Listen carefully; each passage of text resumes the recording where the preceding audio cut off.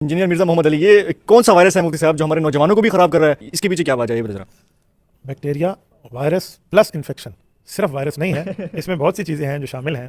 اگر مرزا صاحب خود کو عالم دین کہتے ہیں تو میرا ایک سوال ہے کہ جیسے ڈاکٹر بننے کے لیے نصاب اور سلیبس موجود ہے، انجینئر بننے کے لیے سلیبس نصاب موجود ہے، تو عالم اور حافظ بننے کے لیے بھی سلیبس موجود ہے۔ وہ سلیبس ہے تقریباً کم سے کم جو ہے وہ 8 سال کا ہے۔ ہر سال کا ایک نام ہے، اولا، ثانیہ، ثالثہ، رابعہ، خامسہ، سادسہ، سابعہ، دورہ حدیث۔ یہ 8 سال عالم بننے کے۔ اس کے بعد مفتی بننے کے 3 کورس ہیں، تخصص فی الافتاء، تخصص فی الحدیث، تخصص فی التفسیر۔ تخصص کہتے ہیں اسپیشلائزیشن کورس کو۔ تو مرزا صاحب بتا دیں کہ کورسز انہوں نے کہاں کیے ہیں، کس عالم دین سے پڑھے ہیں اور کس مدرسے سے پڑھے ہیں، چاہے وہ بریلویوں کا ہو، چاہے وہ دیوبندیوں کا ہو، چاہے وہ اہل حدیث کا ہو، تو ہم مان جائیں گے کہ یہ عالم دین ہے اور یہ دین کے اندر کوئی بات کر سکنے کی پوزیشن میں ہے۔ اگر انہوں نے وہ کورسز نہیں کیے تو خود کو عالم کیسے ڈکلیئر کر سکتے ہیں؟ یہ تو پھر عطائی ڈاکٹر ہو گئے۔ تو انجینئر صاحب یہ ایسے ہی اوپر سے ایک شرلی مار کے آئے ہیں، ورنہ ان کا کوئی عالم دین ہونے والا کوئی سین نہیں ہے۔ پر سے پرندہ بنانے کا ماہر ہے اور حرم سے جرم بنانے کا ماہر ہے، محرم سے مجرم بنانے کا قائل ہے، تو ایک ہی نقطے نے کام خراب کیا ہوا ہے۔ مفتی صاحب نوجوان ہمارے ڈریس مل خان کی بھی کافی نوجوان ہیں، ہمیں شکایت ملتا ہے کہ مفتی صاحب سے بات کریں، وہ غیر مقلد ہوتے جا رہے ہیں اس کے پیچھے، نہ یہ شیعہ کو مانتا ہے، نہ یہ دیوبند کو مانتا ہے، نہ یہ بریلوی کو مانتا ہے، لیکن اس کے پیچھے لوگ غیر مقلد ہوتے جا رہے ہیں۔ حضرت یہ صرف انجینئر ہے، میں اس کے فالوورز کو پیغام دیتا ہوں کہ انجینئرنگ پڑھنے کے لیے تو انجینئرز کے پاس گیا، اس نے وہ اچھا میکینیکل انجینئر ہے، سول بھی نہیں ہے، دیہڑی دار مزدور۔ دوسرے لفظوں میں موٹر سائیکل کا کاربوریٹر صاف کرنے والا نا، تو یہ وہ ہے، تو وہ کرنے کے لیے یہ پڑھنے کے لیے گیا ہے۔ قرآن حدیث لاوارث ہے کہ ان کے وارثین سے آ کے پڑھنے کے لیے تیار نہیں ہے، تو اس نے حضرت ایسے جو ہے نا وہ چلائی ہوئی ہے، دوسرے لفظوں میں فضول دکان۔ السلام علیکم ورحمۃ اللہ، لا حول ولا قوة الا باللہ، حسبنا اللہ ونعم الوکیل، یا حی یا قیوم برحمتک استغیث، لا الہ الا انت سبحانک انی کنت من الظالمین، ربنا آتنا من لدنک رحمہ وہیئ لنا من امرنا رشدا، اللہم صل علی محمد وعلی آل محمد واصحاب محمد وازواج محمد وامت محمد اجمعین الی یوم الدین، آمین۔ الحمد للہ رب العالمین والصلاة والسلام علی سید الانبیاء والمرسلین وعلی آلہ واصحابہ اجمعین الی یوم الدین۔ الحمدللہ آج 31 دسمبر 2023 کو سنڈے کے دن ہمارا یہ پبلک سیشن نمبر 127 ہوگا انشاءاللہ تعالی۔ آپ کے یہ سوالات ریئل ٹائم پرچیوں کی شکل میں میرے پاس آ چکے ہیں، انشاءاللہ انہیں ہم بعد میں ڈسکس کریں گے، پہلے ایک کرنٹ افیئر کے طور پر ایشو ڈسکس کر لیں۔ اس سے بھی پہلے آج چونکہ 31 دسمبر ہے، کل سے انشاءاللہ نیا سولر ایئر شروع ہونے والا ہے، تو زندگی میں جو اس قسم کے مائل سٹونز آتے ہیں، انسان کو اپنے ماضی پہ بھی توجہ کرنی چاہیے اور مستقبل کے لیے اچھے پلانز کرنے چاہیے دنیا اور آخرت کے اعتبار سے۔ تو اللہ تعالیٰ سے ہم دعا کریں گے کہ آج تک ہم سے کوئی غلطیاں کوتاہیاں ہوئیں ان سے درگزر فرمائے، اور جو لوگ فوت ہو چکے ان کی مغفرت فرمائے، اور جو آنے والا سال ہے وہ پوری دنیا کے مسلمانوں کے لیے بالخصوص اور پوری انسانیت کے لیے بالعموم خوشحالی اور امن کا سال بنائے 2024 کو انشاءاللہ تعالی۔ یہ اکثر ویسے پبلک کے اندر مشہور ہے کہ یہ کوئی کرسچنز کے ایئرز ہیں یا نان مسلم کے ایئرز ہیں، اور مسلمانوں کا جو سال ہے وہ محرم سے شروع ہوتا ہے۔ یہ دونوں ہی اللہ کے سال ہیں، خواہ وہ لیونر ایئرز ہوں خواہ سولر ایئرز ہوں، دونوں کو پیغمبروں کے ساتھ ہی نسبت ہے۔ اے ڈی کی جو ٹرم بولی جاتی ہے اینو ڈومینی، اس کی ایبریویشن ہے یہ، اور یہ لیٹن زبان کا ورڈ ہے جس کا مطلب ہے ایئر آف دا لارڈ، آقا کی پیدائش کا سال، یعنی سیدنا عیسیٰ ابن مریم علیہ السلام جس سال پیدا ہوئے اس سال کو انہوں نے ایک بینچ مارک کے طور پہ رکھا ہے کہ یہ ایئر آف دا لارڈ ہے، اینو ڈومینی، اے ڈی یہ اس چیز کی ایبریویشن ہے، لہذا اس کی نسبت عیسیٰ ابن مریم کے ساتھ ہے علیہ السلام۔ باقی آج کل چونکہ آپ کو پتہ ہے کہ اس وقت فکری غلبہ جو ہے وہ لوگوں کو حاصل ہے کہ جو لوگ پیغمبروں سے برگشتہ ہو چکے ہیں، اس لیے اب کچھ عرصے سے انہوں نے اس کی ایبریویشن کو بھی چینج کر دیا ہے. اس کے لیے اب جو ٹرم وہ یوز کر رہے ہیں وہ CE کر رہے ہیں، کامن ایرا، یعنی جو مشہور ایرا چل رہا ہے اس کے اعتبار سے. یعنی وہ کہیں گے آج 2023 جو ہے CE کامن ایرا کا سال ختم ہو رہا ہے، اور کل سے 1 جنوری 2024 کامن ایرا کا سال سٹارٹ ہو رہا ہے. ویسے لفظ کامن ایرا بولا جاتا ہے، ایرا بھی بول لیتے ہیں، اردو میں چل جاتا ہے. اور جو قبل از مسیح ہے اس کے لیے ٹرم یوز ہوتی تھی پہلے BC، بیفور کرائسٹ. AD سے لوگ سمجھتے تھے آفٹر ڈیتھ آف کرائسٹ، اس کی وجہ سے بعض مسلمان اسے یوز نہیں کرتے تھے.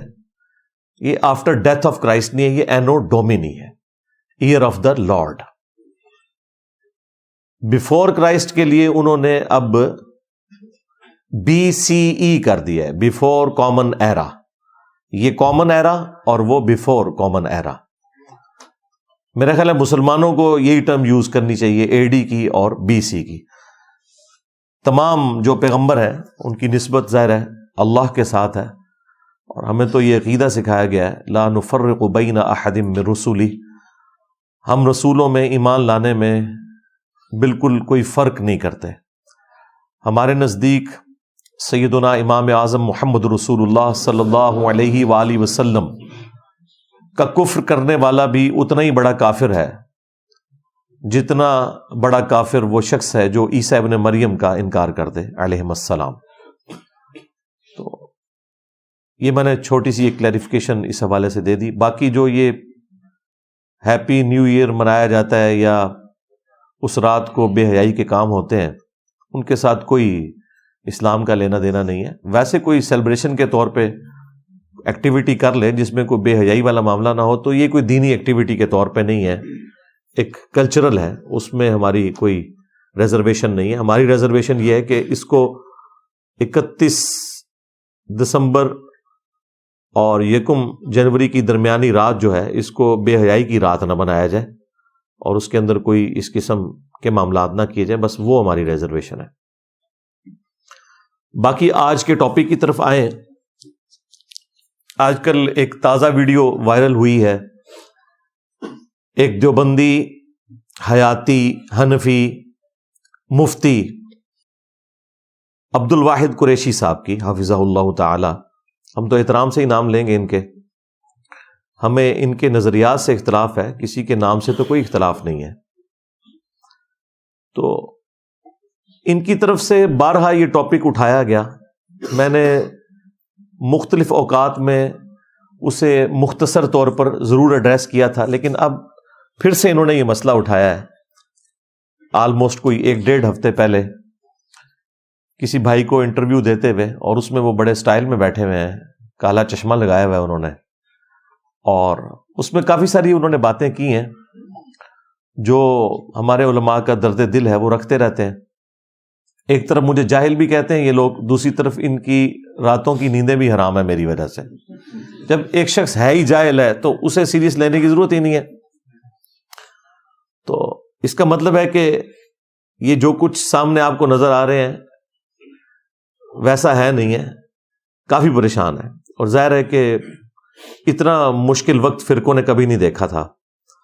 یہ لوگ کبھی بھی ایسی صورتحال کو نہیں پہنچے تھے کہ انہیں کوئی چیلنج کر سکے. تو ان کی جو چیخیں ہیں وہ بالکل جینون ہیں، ہمیں پتہ ہے کہ ایسا ہی ہونا تھا. تو وہ عبد الواحد قریشی صاحب نے پھر سے وہ اعتراض اٹھایا ہے. انہوں نے کہا کہ ایک انہوں نے اپنی اصلاح کر لی ہے، پہلے وہ مجھے سول انجینئر کہتے تھے، اس دفعہ انہوں نے کہا یہ میکینیکل انجینئر ہے. چلے یہ تو انہوں نے رجوع ریکارڈ کروا دیا اپنا، اور انہوں نے باقاعدہ وہ کلیریفیکیشن اپنی اس نئی ویڈیو کے اندر دی ہے. ویسے وہ میمز کی شکل میں تو آپ تک پہنچ چکی ہے ویڈیو. انجینئر مرزا محمد علی، یہ کون سا وائرس ہے مفتی صاحب جو ہمارے نوجوانوں کو بھی خراب کر رہا ہے؟ اس کے پیچھے کیا وجہ ہے یہ بتائیں. بیکٹیریا وائرس پلس انفیکشن، صرف وائرس نہیں ہے، اس میں بہت سی چیزیں ہیں جو شامل ہیں. اگر مرزا صاحب خود کو عالم دین کہتے ہیں تو میرا ایک سوال ہے کہ جیسے ڈاکٹر بننے کے لیے نصاب اور سلیبس موجود ہے، انجینئر بننے کے لیے سلیبس نصاب موجود ہے، تو عالم اور حافظ بننے کے لیے بھی سلیبس موجود ہے. وہ سلیبس ہے تقریباً کم سے کم جو ہے وہ 8 سال کا ہے. ہر سال کا ایک نام ہے: اولا، ثانیہ، ثالثہ، رابعہ، خامسہ، سادسہ، سابعہ، دورہ حدیث. یہ 8 سال عالم بننے کے. اس کے بعد مفتی بننے کے 3 کورس ہیں: تخصص فی الافتاء، تخصص فی الحدیث، تخصص فی التفسیر.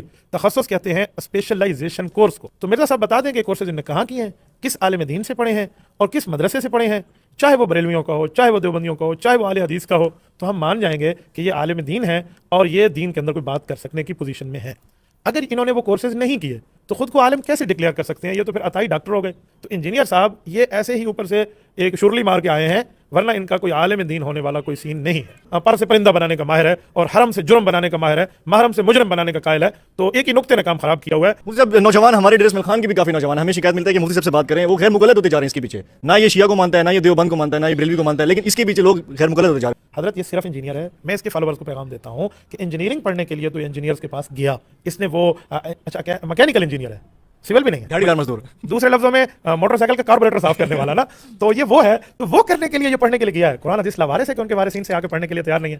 تو اس نے حضرت ایسے جو ہے نا وہ چلائی ہوئی ہے، دوسرے لفظوں میں فضول دکان. اس کا جواب کافی حد تک آ چکا ہے، لیکن یہ ایک اچھا موقع ہے کہ میں نہ صرف مفتی عبد الواحد قریشی حنفی دیوبندی حیاتی صاحب کو، بلکہ جتنے اور مفتی ہیں، بریلوی حیاتی ہوں یا غیر مقلد وہابی اہل حدیث ہوں یا اہل تشیع میں ہوں، سب کو میں ان کو سینٹرڈ کرتے ہوئے اپنا جواب ریکارڈ کروا دوں، جو انہوں نے وہی اعتراض رپیٹ کیا ہے کہ جی انجینئر صاحب کے پاس کسی مدرسے کی ڈگری نہیں ہے، اور پھر وہ اپنی ڈگری کا روب دکھانے کے لیے جو ڈگری کے ان کے مختلف سال ہیں ان کو عربی میں وہ پروناؤنس کر رہے ہیں. وہ آپ نے سنا ہوگا اولا، ثانیہ، ثالثہ، رابعہ، خامسہ، جس کے اوپر بڑی اچھی ایک میم بھی بنی ہوئی ہے. تو بیسیکلی یہ عربی میں پہلی، دوسری، تیسری، چوتھی، 5ویں کلاس کے لیے استعمال ہوتا ہے. تو وہ اس کو عربی میں بول کے اس طریقے سے پریزنٹ کر رہے ہیں کہ جس طرح کوئی ایکسٹرا آرڈنری قسم کا کام ہے جو وہ کر رہے ہیں. اور پھر اینڈ پہ جا کے تخصص فی الحدیث اور تخصص فی الفقہ اور تخصص فی التفسیر اس کا ذکر کر رہے ہیں. حالانکہ یہ جن بزرگوں سے ڈگریاں لے رہے ہیں ان کے تخصص کا حال یہ تھا کہ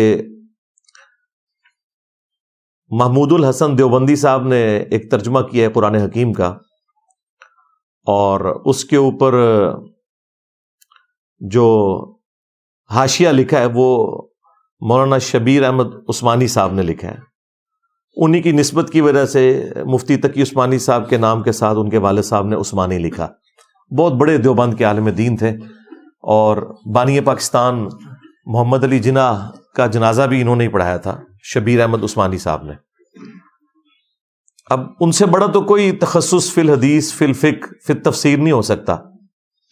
ان کا حال یہ ہے کہ قرآن کی تفسیر میں جب سورہ لقمان کے اندر ذکر آیا نا کہ بچے کی جو دودھ چھڑانے کی عمر ہے وہ 2 سال ہے، سورۃ البقرہ میں بھی ذکر آیا، سورۃ الاحقاف میں پریگنینسی پلس دودھ چھڑانے کی عمر کا 30 ماہ کا ذکر آیا. اس کے اوپر میں نے الگ سے بھی ایک ویڈیو ریکارڈ کروائی ہے. پر یہاں پہ میں صرف بتاؤں کہ اس کی تفسیر میں سورہ لقمان کی وہ لکھتے ہیں کہ قرآن نے تو بچے کے دودھ چھڑانے کی عمر 2 سال بتائی ہے، لیکن امام ابو حنیفہ رحمۃ اللہ علیہ کے نزدیک یہ 2.5 سال ہے. ہو سکتا ہے ان کے پاس بھی کوئی دلیل ہو، یعنی وہ یہ کہنا چاہ رہے ہیں کہ شاید امام حنیفہ کے پاس کوئی الگ سے قرآن تھا، کیونکہ حدیث میں تو ایسی کوئی بات نہیں آئی ہے. حدیث میں بھی بخاری مسلم میں آیا کہ جو رضاعت کا رشتہ ہے وہ بھوک کی عمر تک ہے، اور وہ 2 سال ہے جو قرآن میں بیان ہوا. یعنی قرآن کی آیت بھی آ جائے تب بھی یہ لوگ ماننے کے لیے تیار نہیں ہوتے کہ ہمارے بزرگوں سے کوئی مس ہینڈلنگ ہو گئی ہے. کہتے ہیں قرآن میں تو لکھا ہوا ہے 2 سال، ہو سکتا ہے ان کے پاس بھی کوئی دلیل ہو. یعنی دونوں ہی ٹھیک ہو گئے، یعنی قرآن بھی ٹھیک ہو گیا اور ان کے بزرگ بھی ٹھیک ہو گئے. اس کی بجائے وہ کہہ دیتے کہ جی ان کو غلطی لگ گئی یا ان کی طرف کوئی غلط فتویٰ منسوب ہو گیا. یہ بھی کہہ سکتے تھے، ان کو بھی بچا سکتے تھے. دونوں طرف کے معاملات کو سیدھا رکھنے کے لیے، بزرگوں کو بچانے کے لیے وہ کہہ سکتے تھے کہ ان تک بات نہیں پہنچی یا ان کی بات ہم تک غلط پہنچی ہے.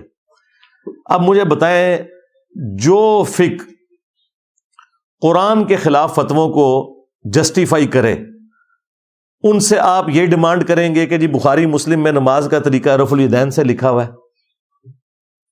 جو قرآن کی آیات کو ماننے کے لیے تیار نہیں ہے، ان کے سامنے بخاری اور مسلم کی تو کوئی حیثیت ہی نہیں رہ جاتی. یہ میں نے آپ کو ایک نمونہ بتایا ان کا. پھر جو ان کے فقہا ہیں نا، ان کی حالت یہ ہے کہ ابن عابدین شامی جو بریلویوں اور دیوبندیوں کا مشترکہ امام ہے، 1252 ہجری میں فوت ہوا. فقہ حنفی کی ایک بنیادی کتاب ہے در مختار. اس کے اوپر حاشیہ لکھا تھا ابن عابدین شامی نے رد المختار کے نام سے.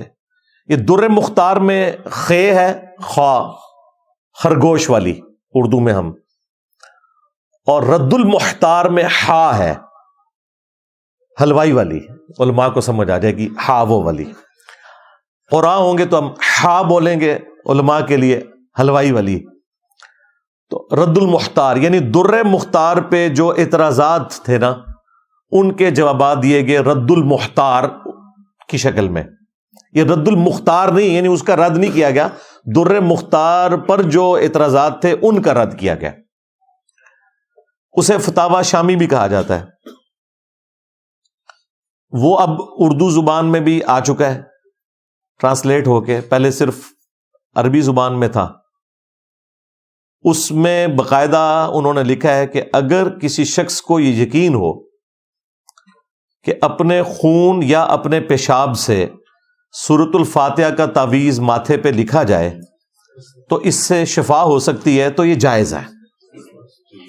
اچھا، اس کی وہ دلیل بھی دیں گے. وہ کہتے ہیں نہیں، قرآن میں نہیں آیا ہوا، 4 مقامات پہ آیا کہ تمہارے لیے حرام کیا گیا بہتا ہوا لہو، خنزیر کا گوشت اور مردار، اور وہ ذبیحہ کہ جسے ذبح کرتے وقت غیر اللہ کا نام لیا جائے. لیکن اگر کوئی کیٹاسٹرافک کنڈیشن ہو، دل میں بغاوت نہ ہو، تو اس میں سے اتنا لے لینا کہ اس سے جان بچ جائے، تو اللہ تعالیٰ نے اس کی اجازت دی ہے. سورۃ البقرہ میں، سورۃ المائدہ میں، سورۃ الانعام میں، سورۃ النحل کے اندر. بلکہ سورۃ النحل میں تو اس سے بھی اگلا ورژن آیا کہ اگر کسی شخص کے لیے زندگی موت کی کشمکش بن جائے اور اسے کلمات کفر بھی بولنے پڑ جائیں، دل ایمان پر ٹھکا ہو، تو اللہ تعالیٰ کلمات کفر کے اوپر بھی گرفت نہیں کرے گا. بالکل یہ ہے. اچھا، اس کی وہ دلیل لیں گے اور وہ کہیں گے دیکھیں زندگی موت کی کشمکش ہے، تو جان بچانے کے لیے اگر اپنے پیشاب یا خون سے سورہ فاتحہ کا تعویذ لکھنا پڑتا ہے تو اس میں کیا حرج ہے؟ اندازہ کریں، یہ کوئی طریقہ علاج ہے؟ یہ ایک شیطانی طریقہ ہے. اسلام میں کہاں ہے کہ آپ کوئی شیطانی راستہ اختیار کریں گے؟ طریقہ علاج کے طور پر کوئی کھانے والی چیز، کوئی اس طرح کی چیز، خون کسی نے کھانا ہے، اپنا پیشاب پینا ہے، پی لے، کوئی مسئلہ نہیں ہے. اللہ تعالیٰ کے قرآن کو کیوں وہ اس طریقے سے تعویذ کی شکل میں لکھنا چاہتا ہے؟ یہ تو نہ کوئی روحانی علاج بن سکتا ہے اور نہ ہی یہ کوئی آپ کا میڈیکل علاج ہو سکتا ہے. تو اس طرح کی جسٹیفیکیشنز دیں گے، یا کہیں گے یہ بس ان کا فتویٰ ہے لیکن مفتہ بہی قول نہیں ہے. مفتہ بہی تو ہے نا، وہ فتویٰ تو دے رہے ہیں نا، ان کے اوپر گرفت کرو. گرفت کرنے کی ان کی جرت نہیں ہے. ایک مرد مجاہد پیدا ہوا بریلویوں میں، ہمارے استاد غلام سعود سعیدی صاحب رحمہ اللہ تعالی، اللہ تعالیٰ ان کی غلطیوں سے درگزر فرمائے، انہیں نیک کاموں کا اجر دے. انہوں نے جب شرح صحیح مسلم لکھی 6 جلدوں کے اوپر، تو انہوں نے اس مسئلے کو اس میں ایڈریس کیا. اب وہ ایڈریس انہوں نے اس انداز میں کیا کہ کسی طریقے سے اپنے بزرگوں کو بھی بچا لیں اور اپنے ایمان کا اظہار بھی کر دیں تاکہ اللہ تعالیٰ کے حضور پکڑ نہ ہو جائے. انہوں نے پتہ کیا لکھا؟ انہوں نے کہا کہ اس میں کوئی شک نہیں ہے کہ ہمارے بزرگوں میں قرآن اور سنت کی عظمت ہم سے بہت زیادہ تھی. یعنی پہلے انہوں نے باقیوں کو نارملائز کرنے کی کوشش کی کہ اب میں جو بزرگوں کے اوپر علمی گولی چلانے لگا ہوں تو کوئی یہ نہ کہ میں بزرگوں کا گستاخ ہوں. انہوں نے کہا کہ ان کے دل میں قرآن اور سنت کی عظمت ہم سے زیادہ تھی، لیکن بال کی کھال اتارنے کی عادت نے، یعنی چھوٹی چھوٹی باتوں کے اوپر، جسے یہ فقہ کا نام دیتے ہیں، اور فقہ تو اسلام کی بنیاد ہے، ٹرو انڈرسٹینڈنگ. بخاری مسلم میں حدیث ہے، اللہ تعالیٰ جس کے ساتھ بھلائی کا ارادہ فرماتا ہے اسے دین کی فقہ عطا فرما دیتا ہے، اور دیتا اللہ ہے، تقسیم میں کرتا ہوں. یعنی علم دین اللہ تعالیٰ دیتا ہے، میں تو صرف تقسیم کرنے والا ہوں. تو انہوں نے کہا کہ بال کی کھال اتارنے کی عادت نے ہمارے بزرگوں کو اس حد تک پہنچایا کہ انہوں نے اس قسم کے فتوے لکھ دیے. انسان مر جانا تو گوارا کرے گا، لیکن کوئی مسلمان، عام مسلمان بھی کبھی یہ جرت نہیں کرے گا کہ وہ پیشاب سے یا خون سے سورہ فاتحہ کا تعویذ لکھے. یہ غلام سعود سعیدی صاحب کے الفاظ ہیں کہ انسان اس سے بہتر ہے کہ مر جائے، اور میں اس میں ایڈ کروں گا کہ کتے کی موت مر جائے، اس سے بہتر ہے کہ یہ کام کرے. اچھا، ایک طرف تو انہوں نے یہ لکھ دیا کہ اس سے بہتر ہے مر جائے، اس کا مطلب ہے وہ اپنے بزرگوں کو کہہ رہے تھے کہ اس تو بہتر سی مر ہی جاندے ہو تسی ہوئے جو کچھ فتویٰ لکھ کے گئے ہو. لیکن یہ کہتے ہیں تو لوگوں نے کہنا تھا یہ بزرگوں کے اوپر کرٹیسائز کر رہے ہیں. انہوں نے کہا کہ یقیناً ان کے دل میں قرآن و سنت کی عظمت ہم سے زیادہ تھی. یعنی جو اس قسم کے غلیظ فتوے لکھے ہیں ان کی عظمت ان کے دلوں میں ایسی ہے کہ ان کی طرف سے جھوٹا دفاع بھی کر رہے ہیں کہ یقیناً قرآن و سنت کی عظمت ان کے دل میں ہم سے زیادہ تھی. اللہ معافی دے جی، اگر یہ کرائیٹیریا ہے کہ آپ سے زیادہ تھی تو آپ تو پھر ان سے بھی زیادہ گئے گزرے ہوئے ہوں گے. لیکن بہرحال انہوں نے ایک سٹیپ طے کیا. میں اس چیز کو اپریشیٹ کروں گا. اگر وہ یہ نہ لکھتے تو ہم آپ کو کیسے بتا سکتے؟ یہ بھی ہوتا کہ ہم آپ کے سامنے عربی یا اردو ترجمہ بھی رکھ دیتے فتاوی شامی کا، پھر بھی آپ کہتے ہیں نہیں ان کا کہنے کا مطلب یہ نہیں تو وہ نہیں. تو اب تو میں غلام سعود سعیدی صاحب کا وہ پورا حوالہ لگا سکتا ہوں. انہوں نے باقاعدہ عربی عبارت بھی لکھی ہے، اردو ترجمہ بھی کیا ہے، اس کے اوپر نکیر بھی کی ہے. تو یہ ہمارے پاس یہ آ گیا. لہذا وہ جو آپ کو گنوا رہے تھے نا، اولا، ثانیہ، ثالثہ، رابعہ، خامسہ، سادسہ، اور پھر سابعہ، اور پھر کہتے ہیں جی تخصص فی الحدیث، تخصص فی الفقہ، اور تخصص فی التفسیر. یہ ہے جی ان کے بزرگ یہ تفسیریں لکھ کے گئے ہیں. خیر یہ تو میرا ایک فیوریٹ ٹاپک ہے، اس میں بولتا جاؤں تو میاں بھی آ جائے گا. ہاں میاں لوگ کیا کہیں گے، لیکن وہ پھر ٹاپک دوسری طرف چلا جائے گا. وہ آلریڈی میں اتنی دفعہ بیان کر چکا ہوں. اب تو صرف میاں کہنے سے ہی پتہ چل جاتا ہے کہ بھئی ہم کہنا کیا چاہ رہے ہیں. ٹھیک ہے، تو یہ انہوں نے ڈگری کے حوالے سے پوائنٹ پھر سے اٹھایا کہ جی انجینئر صاحب کے پاس چونکہ ڈگری نہیں ہے لہٰذا ہم ان کی بات کو کوئی ورت نہیں دیتے، نہ ان کے ساتھ کوئی بیٹھنے کی ضرورت ہے. یہ تو ہم لوگوں کی وجہ سے کوئی دو چار باتوں کا جواب دے دیتے ہیں، ادروائز کوئی ضرورت نہیں ہے. تو میں نے اس موقع کو غنیمت جانا کہ میں ڈگری کے حوالے سے تھوڑی کلیریفیکیشن آپ لوگوں کے سامنے رکھ دوں. ویسے تو میں نے کئی مواقع پہ رکھی ہے، لیکن یہ ایک اچھا موقع ہے کہ آپ کے سامنے وہ بات رکھی جائے کہ ان کا یہ کرائیٹیریا اپنے فرقے کے ان سپیکرز کے لیے نہیں ہے جو ان کے فرقے کی ترویج کر رہے ہیں. یہ صرف دوسرے لوگوں کے اوپر اس طرح کا تان کرتے ہیں. آج تک کسی بڑے بریلوی عالم نے یہ تان کیا ہے کہ مولانا الیاس قادری صاحب کے پاس کسی مدرسے کی ڈگری تو دور کی بات، اسکول کی ڈگری بھی نہیں ہے، میٹرک بھی نہیں کیا ہوا انہوں نے. یہ خود بتایا ہوا انہوں نے. وہ کہتے ہیں میں 8 پاس ہوں، وہ بھی گجراتی زبان کے اندر.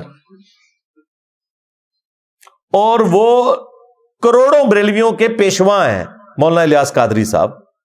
ملینز آف دعوت اسلامی کے جو ممبرز ہیں ان کے وہ پیر ہیں، اور ہزاروں انہوں نے پروگرام ریکارڈ کروا دیے ہیں دینی مسائل کے.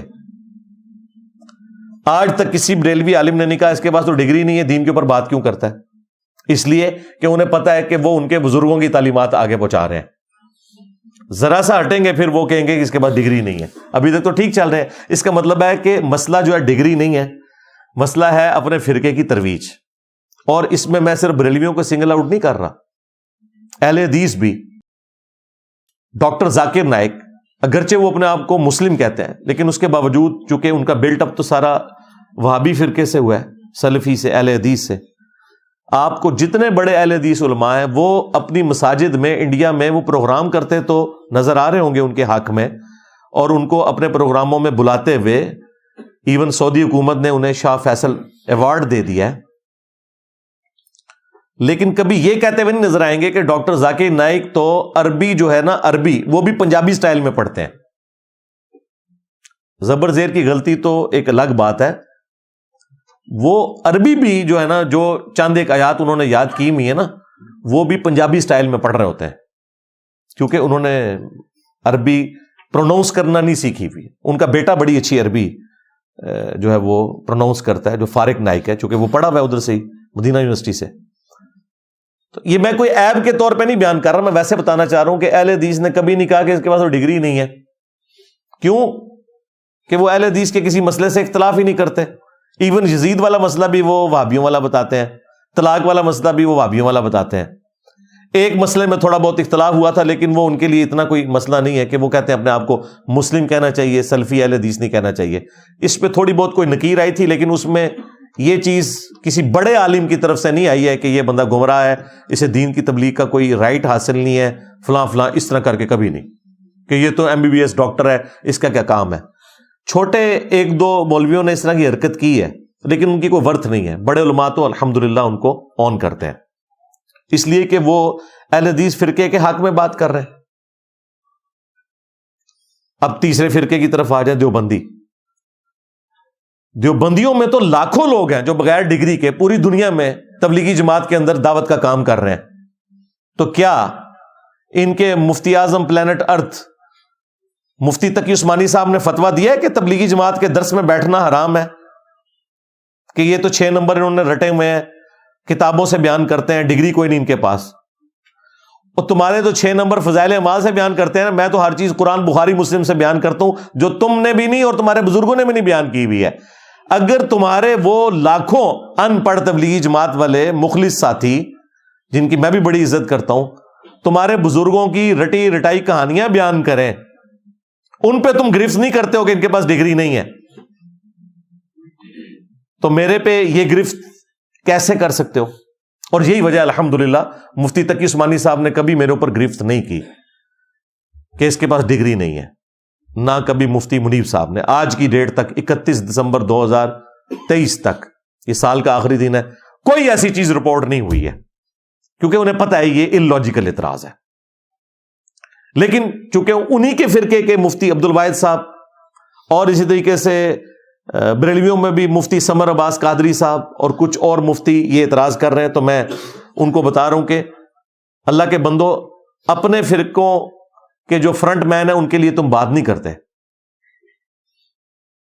اور پھر ڈومیننٹ پرسنالٹی جنید جمشید صاحب رحمہ اللہ تعالی، کتنی وہ تبلیغ کرتے رہے، مساجد کے اندر انہوں نے جا کے درس دیے۔ آج بھی سعید انور صاحب کو ڈگری لے لی ہے انہوں نے کسی مدرسے کی، محمد یوسف کرکٹر کو ڈگری لے لی ہے، ان کے سامنے پڑھے لکھے علماء بھی بیٹھے ہوئے ان کی باتیں سن رہے ہوتے ہیں۔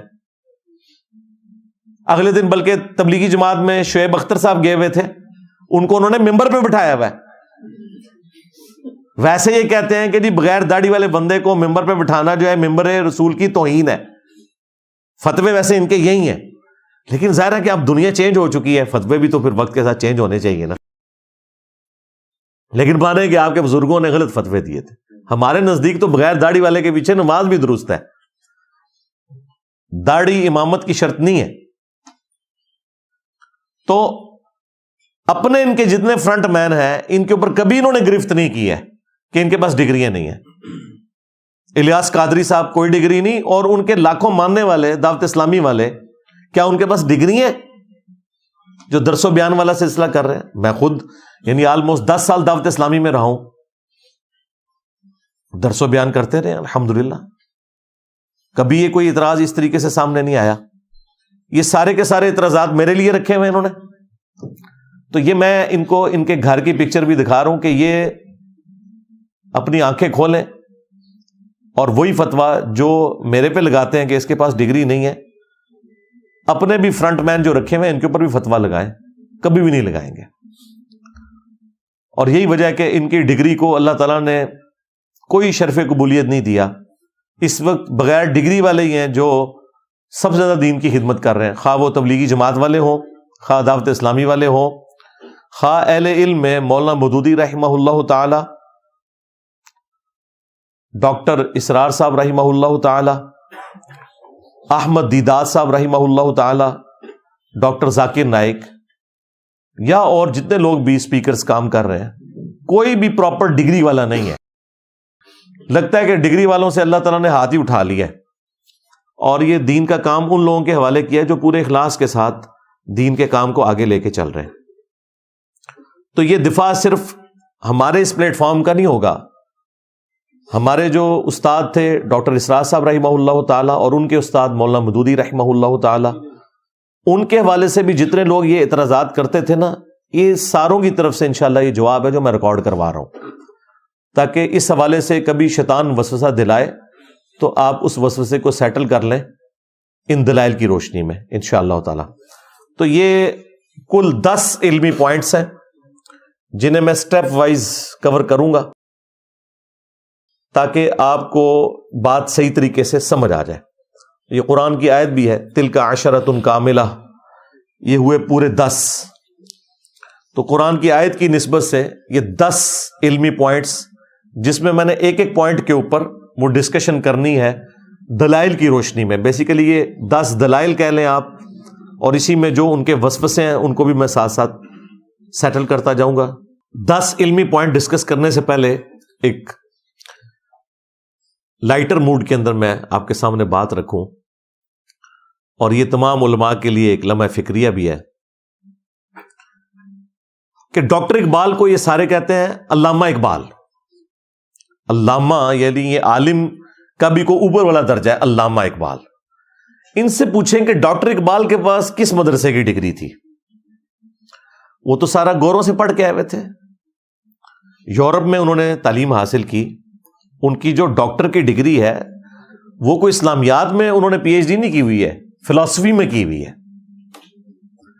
ان کے ساتھ یہ لکھتے ہیں علامہ، اور تمام مکاتب فکر کے جتنے بھی بڑے بڑے علماء ہیں ان کی تقاریر ان کے شعروں سے خالی نہیں ہوتی ہیں، سارے فرقوں والے ان کے اشعار یوز کرتے ہیں۔ اس کی وجہ یہ ہے کہ انہوں نے بھی سب کو خوش کیا ہے، ہاں، انہوں نے صوفیوں کو بھی خوش کیا ہے، اینٹی صوفی جو لوگ تھے انہیں بھی خوش کیا ہے اپنے اشعار کے ذریعے، یہ الگ سے ایک ٹاپک ہے۔ ہندوؤں کو بھی خوش کیا ہے، بدھسٹ کو بھی خوش کیا ہے، کرسچنز کو بھی، ایتھیسٹ کو بھی، جو جو ان کے سامنے آیا نا اس کی تعریف میں پوری پوری نظمیں انہوں نے لکھ دی ہیں۔ یہ ایک الگ سے ٹاپک ہے، آپ ان کی وہ ساری کی ساری تعلیمات نکال کے دیکھ لیں تو آپ کو پتا چل جائے گا۔ بعض لوگ ان کی طرف سے جھوٹا دفاع کرتے ہیں، نہیں، وہ ان کی زندگی میں مختلف فیزز تھی جناب۔ ان کی جو زندگی کی آخری جو کتابیں ہیں نا، ٹھیک ہے، جب وہ یورپ سے آگے ہوئے تھے اس میں بھی آپ پڑھیں تو آپ کو اس میں گرو نانک کی شان میں بھی آپ کو پورے پورے قصیدے ملیں گے، ٹھیک ہے جی، کارل مارکس کے بارے میں بھی پورے پورے قصیدے ملیں گے، لینن کے بارے میں بھی پورے پورے قصیدے ملیں گے، موسولینی کے بارے میں بھی آپ کو قصیدے ملیں گے، کوئی بندہ انہوں نے چھوڑا۔ مجد الفسانی شیخ احمد سرندی کے بارے میں بھی آپ کو ملیں گے، فقر جنید و بایزید بھی ملے گا آپ کو، اور ان ساروں کے خلاف نکل کر خانقاہوں سے ادا کر رسم شبیری، سارے صوفیوں کو رگڑا بھی ملے گا، یہ سب کچھ ملے گا۔ یہ الگ سے ایک ٹاپک ہے، میں اس کو وہ ایک موضوع بحث نہیں بنانا چاہتا، ورنہ یہ کہیں گے کہ جی وہ ہمارے قومی شاعر ہیں، ان کو آپ نے تختہ مشق بنا دیا ہے۔ قومی شاعر ہیں، مذہبی پیشوا نہ انہیں بنایا۔ قومی شاعر ہیں، بالکل قومی شاعر رہنے دیں۔ جس طرح آپ نے پولیٹیکل لیڈرز کو مذہبی ٹچ کے نام کے اوپر مذہبی لیڈر بنایا ہوا ہے نا، تو قومی شاعروں کو بھی مذہبی لیڈر نہ بنائیں، ان کو آپ قومی شاعر ہی رہنے دیں۔ تو کبھی نہیں کہیں گے کہ ڈاکٹر اقبال جاہل تھا۔ اس زمانے میں کچھ لوگوں نے، جو مولویوں نے ان کے اوپر فتوے شتوے دیے نا، وہ کچھ اور وجوہات تھی، دینی اعتبار سے ان کو وہ کوٹ کرتے ہیں۔ اور ابھی ان سارے مولویوں کے منہ کے اوپر اللہ تعالیٰ نے اتنی بڑی کالک ملی ہے، جو آپ کے سٹنگ آرمی چیف ہیں حافظ سید عاصم منیر صاحب، حافظہ اللہ تعالی من الجنت والناس۔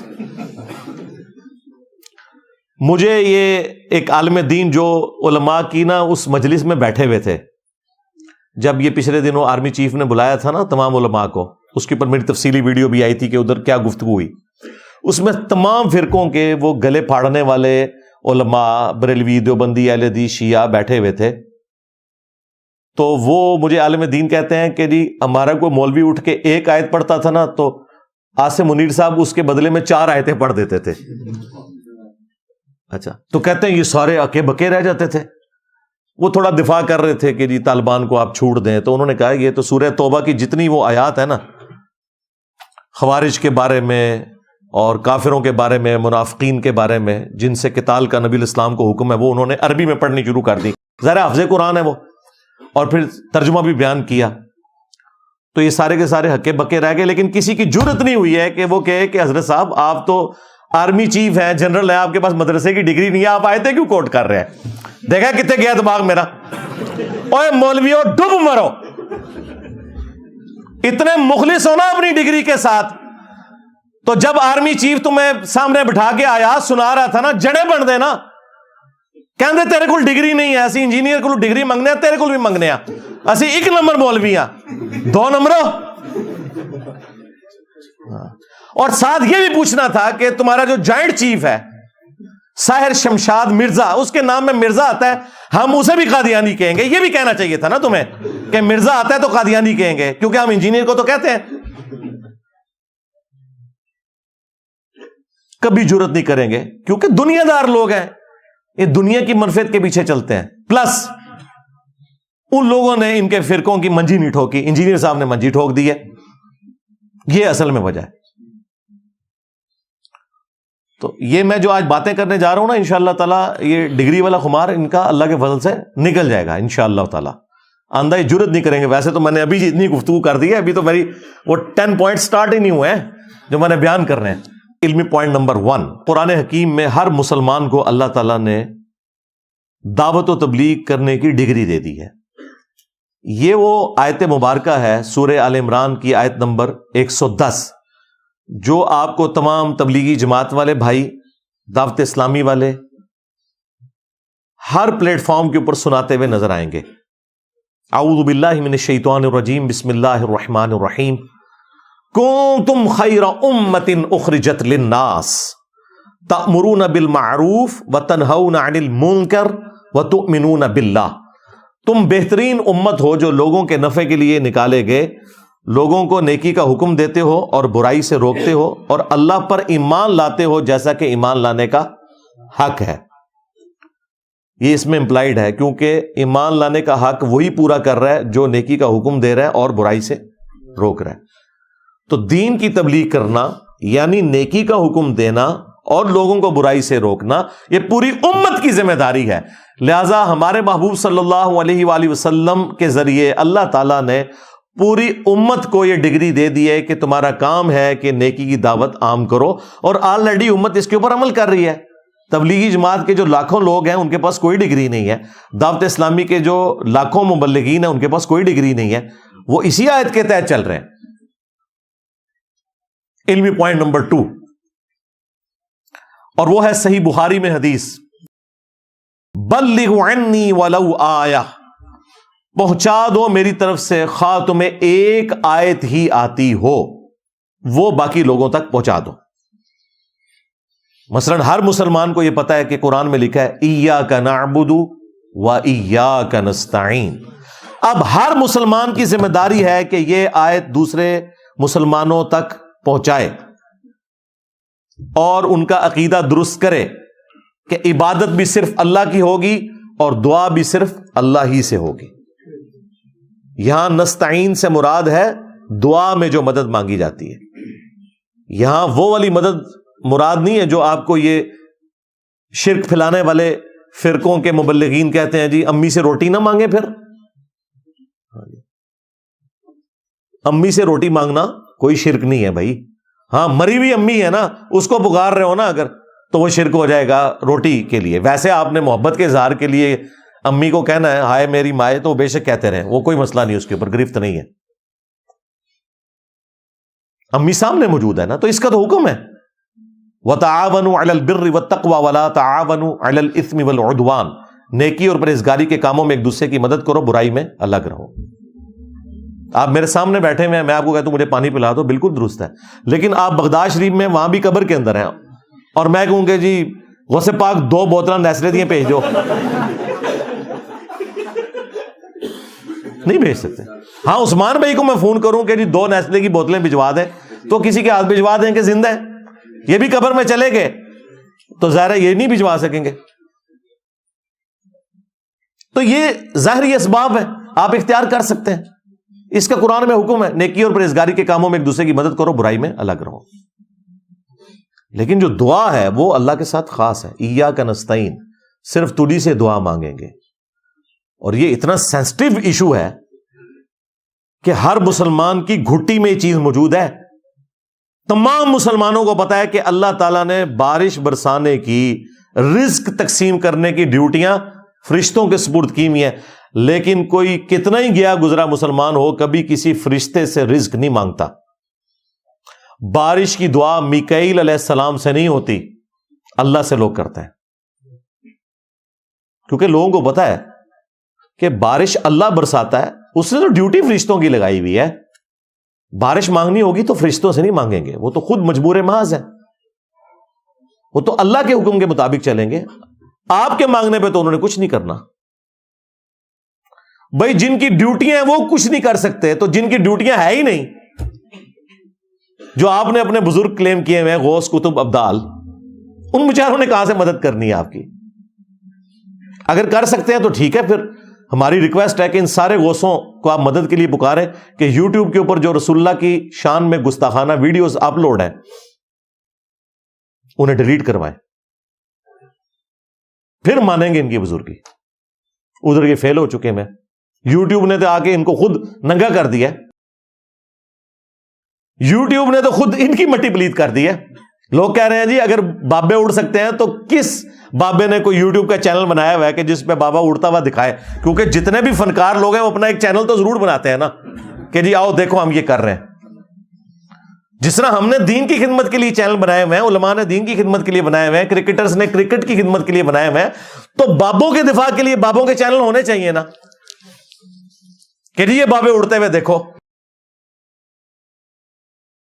کوئی نہیں ہے, پہلے بھی کوئی نہیں تھے اڑتے.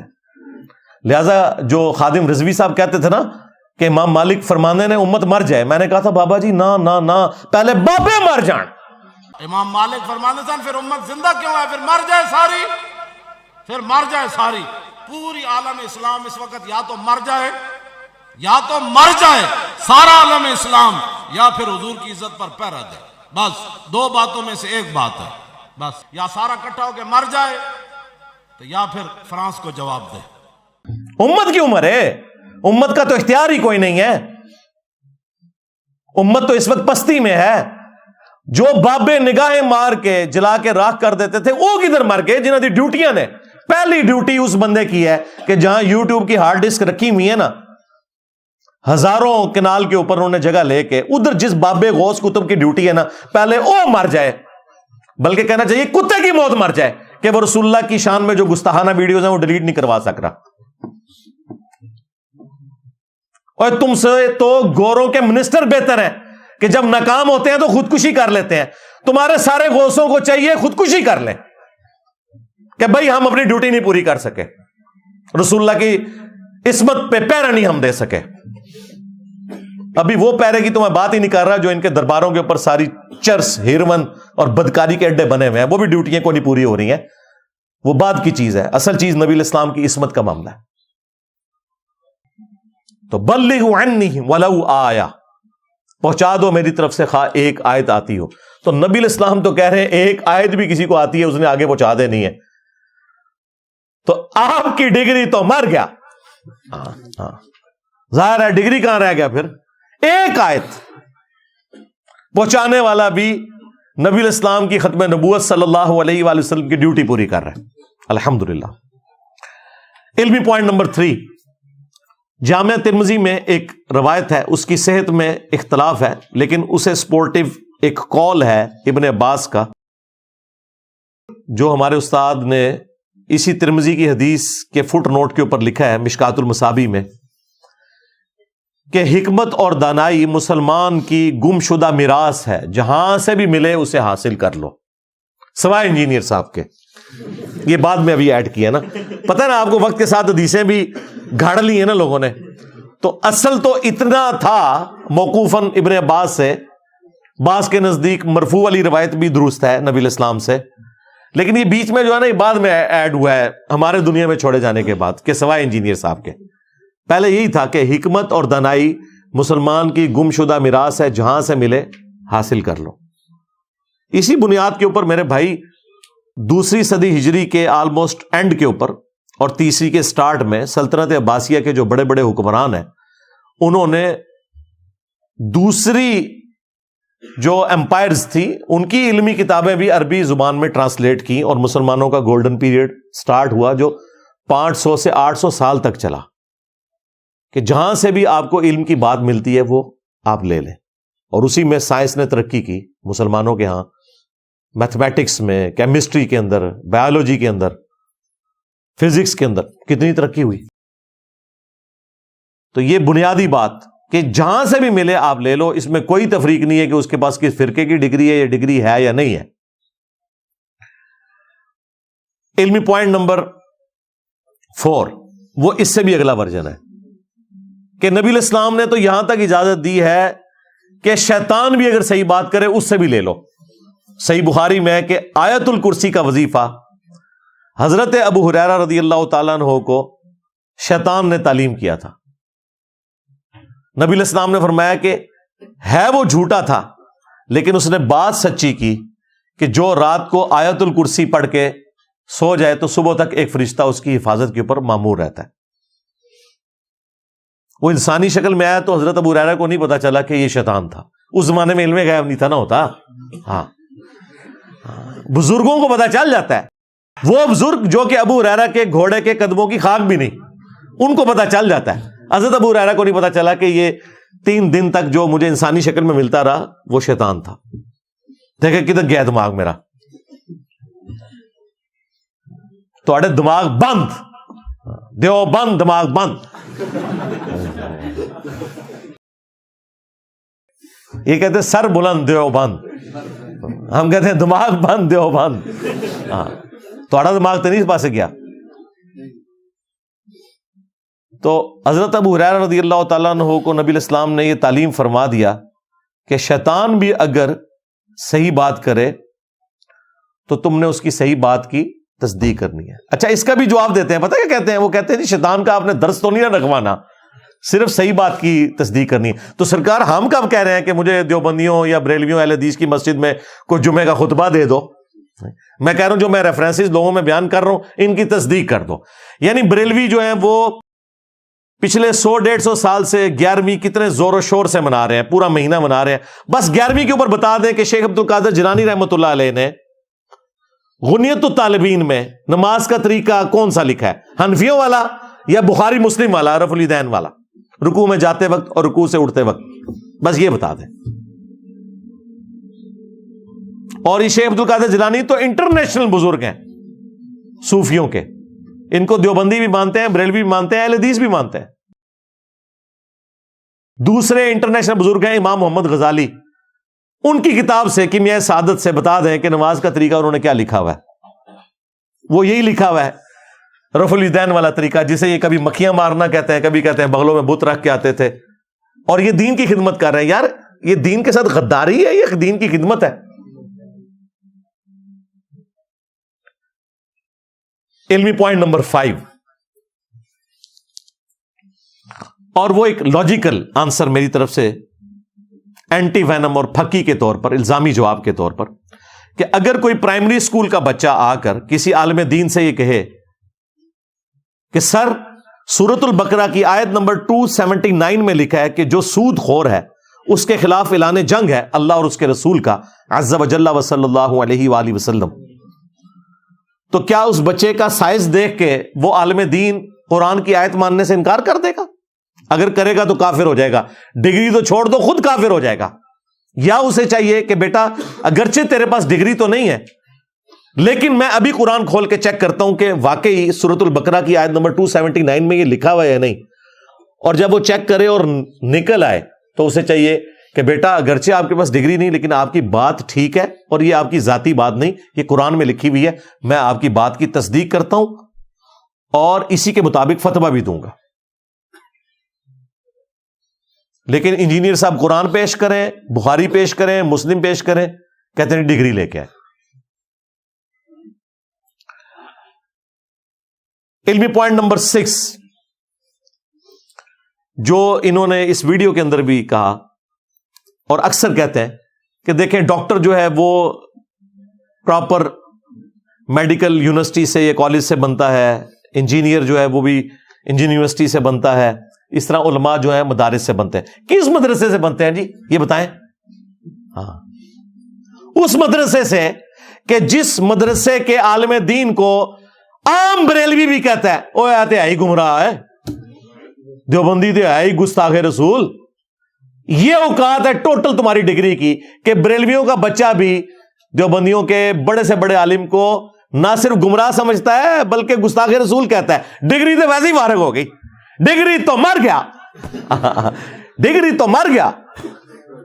جب تو یہ کہو گے کہ یہ گستاخ رسول ہے تو ڈگری کہاں رہے گی؟ اور عام دیوبندی بریلویوں کے بڑے سے بڑے عالم کو کہہ دے کہ مشرک ہے تو ڈگری کی اوقات تو یہ ہے ٹوٹل آپ کی ڈگری کی اوقات. اور پھر مجھے بتائیں کیا ڈاکٹر یا انجینئر بننا ہر مسلمان مرد و عورت کے اوپر فرض ہے؟ اور علم دین حاصل کرنا؟ لہذا ڈاکٹر اور انجینئر کی مثال آپ دے ہی نہیں سکتے کیونکہ وہاں تو ہر شخص نے ڈاکٹر انجینئر نہیں بننا. یہاں بھی ہر شخص نے ڈگری تو نہیں لینی، علم دین حاصل کرنا ہر مسلمان مرد و عورت کے اوپر فرض ہے. یہ سنن ابن ماجہ میں حدیث ہے، اس کی صحت کے اوپر بعض محدثین نے کلام کیا ہے لیکن اپنی سٹیٹمنٹ میں یہ بات بالکل درست ہے، فٹ ان بیٹھتی ہے قرآن میں. قل هل يستوي الذين يعلمون والذين لا يعلمون انما يتذكر اولو الالباب. اے نبی فرما دو کہ علم والے اور بغیر علم والے کیا برابر ہو سکتے ہیں؟ نصیحت تو نہیں حاصل کرتے مگر عقل والے. انما یخشى اللہ من عباده العلماء، اللہ کی خشیت تو صرف اہل علم کو ہے. پھر دعا سکھائی گئی قل رب زدنی علما. اے نبی آپ بھی دعا کیا کریں اے اللہ میرے علم میں اضافہ کر دے. تو علم تو بنیاد ہے. لہذا یہ کہنا کہ ڈگری کی ریکوائرمنٹ ہر مسلمان کے لیے نہیں ہے. ٹھیک ہے جو اسپیشلائزڈ لوگ ہیں وہ بڑے مسائل کو دیکھیں گے لیکن جو عام نصیحت ہے قرآن کی وہ تو ایک عام مسلمان کو سمجھ آ جائے گی، کوئی اتنا مشکل کام نہیں ہے. لہذا یہ اعتراض بالکل ان کا غلط ہے. پھر ڈاکٹرز کے پاس اگر آپ جائیں نا، کبھی ایسا نہیں ہوا کہ آپ اپنی آنکھ دکھائیں اور آپ کا ڈاکٹر یہ کہے کہ جی یہ دائیں آنکھ ٹھیک کرنے کے لیے آپ کی الٹی ٹانگ کاٹنی پڑ جائے گی. جی میں تحقیق سے اس رزلٹ پہ پہنچا ہوں. کبھی ہوگا ایسے؟ تو یہ تو یہی کرتے ہیں. آپ ان سے کہتے ہیں کہ سرکار یہ ذرا بتائیے یہ قرآن و حدیث میں کہاں لکھا ہوا ہے نماز کا طریقہ؟ یہ کہتے ہیں مجھے پتا چل گیا تو کس اسٹیشن سے بول رہا ہے، اور طرف چل پڑتے ہیں. یہ وہی ہے کہ دکھانے آپ آنکھ گئے ہیں اور آپ سے کیا کہہ رہے ہیں کہ جی ٹانگ تیری کاٹنی ہے. ٹانگ کاٹنے کا جب مشورہ کوئی ڈاکٹر آپ کو دے گا تو آپ کیا کہیں گے کہ ڈاکٹر نے فرما دیا، بزرگوں نے فرما دیا. آپ کہیں گے یار اتنی عقل تو میری بھی کام کرتی ہے کہ آنکھ کے ڈراپس چاہیے ہمیں. لیکن ان علماء کے پاس آپ آنکھ کے ڈراپس لینے کے لیے جائیں، یہ اور طرف آپ کو چلا دیتے ہیں. آپ انہیں کہیں گے ذرا بتائیے بخاری مسلم سے نماز کا طریقہ کیا لکھا ہوا ہے، تو یہ کہتے ہیں جی یہ وہابی جو ہے نا اہل حدیث یہ انگریزوں کی پیداوار ہے. یعنی وہ بات آپ آئی ڈراپس کی کر رہے ہیں، یہ کہیں اور پہنچ گئے. کیڑی جتنا دل ہے ان کا، اپنے فرقے کے خلاف بات بھی نہیں سن سکتے اور اس طرح کے آرگومنٹس کرنا شروع کر دیں گے. پھر دنیاوی ڈاکٹرز کا تو یہ حوصلہ ہے کہ وہ جو بھی دوائی لکھتے ہیں نا اس کو آپ کاؤنٹر ویریفائی بھی کر سکتے ہیں. ہر میڈیکل سٹور کے اوپر باقاعدہ ایک کتاب رکھی ہوتی ہے. اور ویسے ڈاکٹرز کے لیے آرڈر تو یہی ہے کہ وہ صرف تشخیص کرے گا، اس کے بعد دوائی جو ہے میڈیکل سٹور سے ملنی چاہیے. وہ جو فارمولا جو بھی وہاں پہ فارماسسٹ موجود ہے وہ سجیسٹ کرے اور آپ اس کو کاؤنٹر ویریفائی کر سکتے ہیں. ایون وہ گولیاں جو 200-300 روپے کی ایک گولی ملتی ہے نا، اگر آپ اس کا فارمولا پڑھ کے وہ کتاب خود کھول کے دیکھیں نا جو میڈیکل سٹور پہ ہے، تو اس کے ایکویولنٹ دوسری کمپنیوں کی 5 یا 10 روپے کی گولی بھی مل جاتی ہے. وہ صرف برانڈ کے پیسے لے رہے ہوتے ہیں. کاؤنٹر ویریفائی کر سکتے ہیں. لیکن مولوی جڑا تانوں کوئی گل دسدا ہے تسی جناب قرآن کھول لو حدیث کھول لو تو کدھر نظر ہی نہیں آئے گی. اور ڈاکٹروں کی دوائی کے نسخوں کی کتاب ہر جگہ موجود ہے, آپ کاؤنٹر ویریفائی کر سکتے ہیں کہ غلط دوائی تو نہیں لکھ دی. لیکن مولوی آپ کو غلط ٹیکا لگا دے, بس آپ کا تو پھر کام ہو گیا. تو لہذا یہ مثال دینا غلط ہے. پھر آپ فزکس کے پروفیسر کو بھرے مجمع میں اگر غلطی اس کی نکال دیں کہ سر یہ جو آپ نے فارمولہ لکھا ہے اس میں یہ چیز آپ نے مس کر دی کیونکہ کتاب میں یوں لکھا ہوا ہے, آج تک کبھی ایسا نہیں ہوگا کہ فزکس کا پروفیسر آپ کو آگے سے کتے کی طرح پڑ جائے. وہ آپ سے کہے گا بیٹا تھینک یو, اور مولوی کیا کہے گا, پھینک دیو. آپ چیک کر لیں, آپ کسی فرقے کے خلاف بات کر کے دیکھیں کہ سر یہ جو آپ نے کیا ہے نا قرآن و سنت میں تو ایسے نہیں لکھا ہوا, تو ذرا بتائیں یہ کہاں لکھا ہوا ہے. آپ انہیں بتائیں کہ میں نے تو یوں پڑھا ہے, قرآن میں تو یوں لکھا ہے, حدیث میں تو یوں لکھا ہوا ہے کہ فرض نماز کے بعد آپ نے بلند آواز سے اللہ اکبر پڑھنا ہے, بخاری مسلم میں آیا. یہ جو آپ اونچی آواز سے کلمہ پڑھتے جا رہے ہیں اور رکنے کا نام نہیں لے رہے, اتنی دیر تک اونچی آواز سے پڑھ رہے ہیں کہ پیچھے جن کی رکعت رہ چکی ہے وہ تکلیف کا شکار ہیں, یہ کہاں لکھا ہوا ہے؟ دا ٹائم کیا پتہ تک سے دسو کتنے لکھے آجے. وہ آپ کو حوالہ نہیں دیں گے, وہ پھینک دی ہوئی کہیں گے. 2-4 ساتھ رکھے ہوتے ہیں, وہ کہتے ہیں آپ کو مفتی صاحب سے بات کرنے کی تمیز نہیں ہے. یہ جملہ تو کسی بھی وقت داغا جا سکتا ہے کہ آپ کو بات کرنے کی تمیز نہیں ہے. تو مثالیں یہ پروفیسرز کی دیتے ہیں, تمہارے اندر تو وہ حوصلہ نہیں ہے جو ایک فزکس کے پروفیسر کے اندر ہے, ایک کیمسٹری کے پروفیسر کے اندر ہے. اور دیکھیں کتنا حوصلہ ہے ان پروفیسرز کا. آج تک آپ نے کبھی سنا ہے کہ کوئی عالم دین یا کوئی مذہبی پیشوا, کسی بھی مذہب سے تعلق رکھنے والا, کبھی بھی سائنس کے اوپر ڈسکشن کر رہا ہو اور صحیح بات کر رہا ہو تو کوئی سائنٹسٹ اعتراض کرے کہ جی اس کے پاس تو ڈگری نہیں ہے, یہ کیسے بات کر سکتا ہے؟ عام عالم دین سے بھی کوئی پوچھے, اگر اسے تھوڑا سا سائنس کا نالج ہے, ڈگری بے شک نہیں ہے, کہ چاند گرہن کیوں لگتا ہے, تو بتائے گا آپ کو کہ جب زمین سورج اور چاند کے درمیان آ جاتی ہے تو سورج کی روشنی چاند تک مکمل طور پر پہنچ نہیں سکتی, اس کی وجہ سے چاند کو گرہن لگ جاتا ہے. اسی طریقے سے جب چاند سورج اور زمین کے درمیان آ جاتا ہے تو سورج کو گرہن لگ جاتا ہے کیونکہ وہ روشنی پوری پہنچ نہیں پاتی. کبھی نہیں ہوگا کہ آپ کو کوئی اسٹرانومر یا کوئی سائنٹسٹ یا فزکس کی فیلڈ کا بندہ آگے سے یہ کہنا شروع کر دے کہ سرکار آپ کے پاس تو ڈگری نہیں ہے, آپ کہاں سے آئے چاند گرہن اور سورج گرہن کو بریف کرنے والے. تو آپ میں اتنا حوصلہ بھی نہیں ہے جتنا ایک سائنس کے اسٹوڈنٹ کے اندر یا سائنس کے ٹیچر کے اندر حوصلہ ہے, کیڑے جتنا دل ہے. اور مثالیں ان کی دیتے ہیں, بالکل غلط بات. اور ایک اور مثال سنیں, آپ نے اپنے گھر میں ایئر کنڈیشن لگوانا ہو اور کسی ایئر کنڈیشن فٹ کرنے والے کو بلائیں اور وہ انٹرنل یونٹ کو ہلکا سا ٹیڑھا لگا رہا ہو. کئی تو ایسے ہیں کہ وہ اوپر لیول رکھ کے بھی ٹیڑھا لگا دیتے ہیں ہمارے جاننے والوں میں, اور آپ اسے کہیں کہ بھائی یہ اس کو چھوڑ, تو نیچے اتر کے دیکھ یہ نظر آ رہا ہے کہ ٹیڑھا ہے. آگے سے وہ یہ کہے کہ جی آپ کے پاس ڈگری نہیں ہے, یہ تو میرا کام ہے. کبھی ایسا ہوا ہے؟ اور اگر کہے گا تو وہ مولوی بھی اسے کہے گا یار میں انا تے نا, تو مولوی اسی انے ہے, سانو نہیں نظر آ رہا ہے کہ قرآن کے لکھے ہے, بخاری مسلم کے لکھے ہوا ہے, تو اسی انے ہو, اسی تے انے نہیں ہیں. تو آپ وہ سیدھا کرواتے ہیں, وہ بغیر ڈگری کے بھی سیدھا کرواتے ہیں کیونکہ کامن سینس ہے. میرے ساتھ تو عموماً ایسا ہوتا ہے کہ کبھی موٹر بائک پنکچر ہو گئی, میں جب پنکچر لگوانے کے لیے جاتا ہوں تو بڑا وہمی بنتا ہوں. میں کہتا ہوں بھائی یہ آپ نے جب چیک کرنا ہے پھر ٹائر میں بھی ہاتھ ڈال کے چیک کرنا ہے کہ کوئی کیل نہ لگی ہوئی رہ جائے, کیونکہ اگر وہ کیل آپ نے نہ نکالی تو پھر دوبارہ پنکچر ہو جائے گا. اور آگے سے وہ کہے کہ جی میرا کام ہے تو اپنا کام کر. ہاں, تو وہ پھر اپنی دکان چلا بیٹھا پنکچر لگانے والا. پنکچر لگانے والا جو اس فیلڈ کا ماہر ہے, یعنی وہ پنکچر لگانے کا مفتی اعظم ہے, وہ ایک عام کسٹمر کو بھی کبھی بدتمیزی سے پیش نہیں آتا. اسے پتا ہے کہ بھائی وہ پیسے دے رہا ہے مجھے, تم لوگوں کو بھی ہم نے پیسے دے کے رکھا ہوا ہے, دین غلط بتا رہے ہو, اور جب کوئی بتاتا ہے اس کے ساتھ تم کاٹنے کو دوڑتے ہو. یہ کام تو پنکچر لگانے والا بھی نہیں کرتا.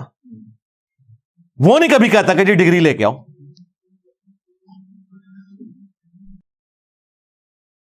تو اس طرح کی کئی ایک مثالیں دی جا سکتی ہیں، لیکن میں اسی کے اوپر اکتفا کرتا ہوں. علمی پوائنٹ نمبر 7، خدا نہ خواستہ اگر کوئی شخص کسی فرقے کی ڈگری لے کر بھی آ جائے تو نیا تنازع یہ کھڑا کر دیں گے. یعنی اگر آپ بریلویوں کی ڈگری لے کے آ گئے ہیں تو دیوبندی کہیں گے کہ ڈگری تو ہے لیکن بریلوی تو ہے ہی گمراہ، ہم ان کی ڈگری کو مانتے ہی نہیں ہیں. اور بریلوی کہیں گے ہم دیوبندیوں کی ڈگری کو نہیں مانتے. اور آخری حال یہی ہو سکتا ہے نا کہ آپ اس فرقے کی ڈگری لے کے آ جائیں. یہی ہو سکتا ہے نا آخری حال. لہذا ان کو پھر یہ سٹیٹمنٹ دینی چاہیے، ڈگری کی سٹیٹمنٹ غلط دیتے ہیں میرے بارے میں. ان کو کہنا چاہیے ہر فرقے والا یہ بولا کرے جڑے بڑھو نا. دیوبندی مولوی جب میرے خلاف کلپ ریکارڈ کرواتے ہیں ان کو چاہیے کہ انجینئر صاحب دیوبند کی ڈگری لیں، بریلویوں کی ڈگری کو ہم نہیں مانیں گے. یہ بھی ساتھ بولیں تاکہ بریلویوں کا بھی کلپ آئے کہ انجینئر صاحب دیوبندیوں کی ڈگری نہیں لینی ہے، آپ نے ہماری ڈگری لینی ہے. تو ہم ایک دوسرے کے کلپ ایک دوسرے کو دکھائیں اور بتائیں کہ دیکھیں ہمیں ڈگری کی ضرورت ہی کوئی نہیں ہے. کیوں؟ ہمیں بریلویوں نے بتایا کہ دیوبند کی ڈگری کی کوئی ضرورت نہیں، اور دیوبند نے بتایا کہ بریلویوں کی ڈگری کی کوئی ضرورت نہیں.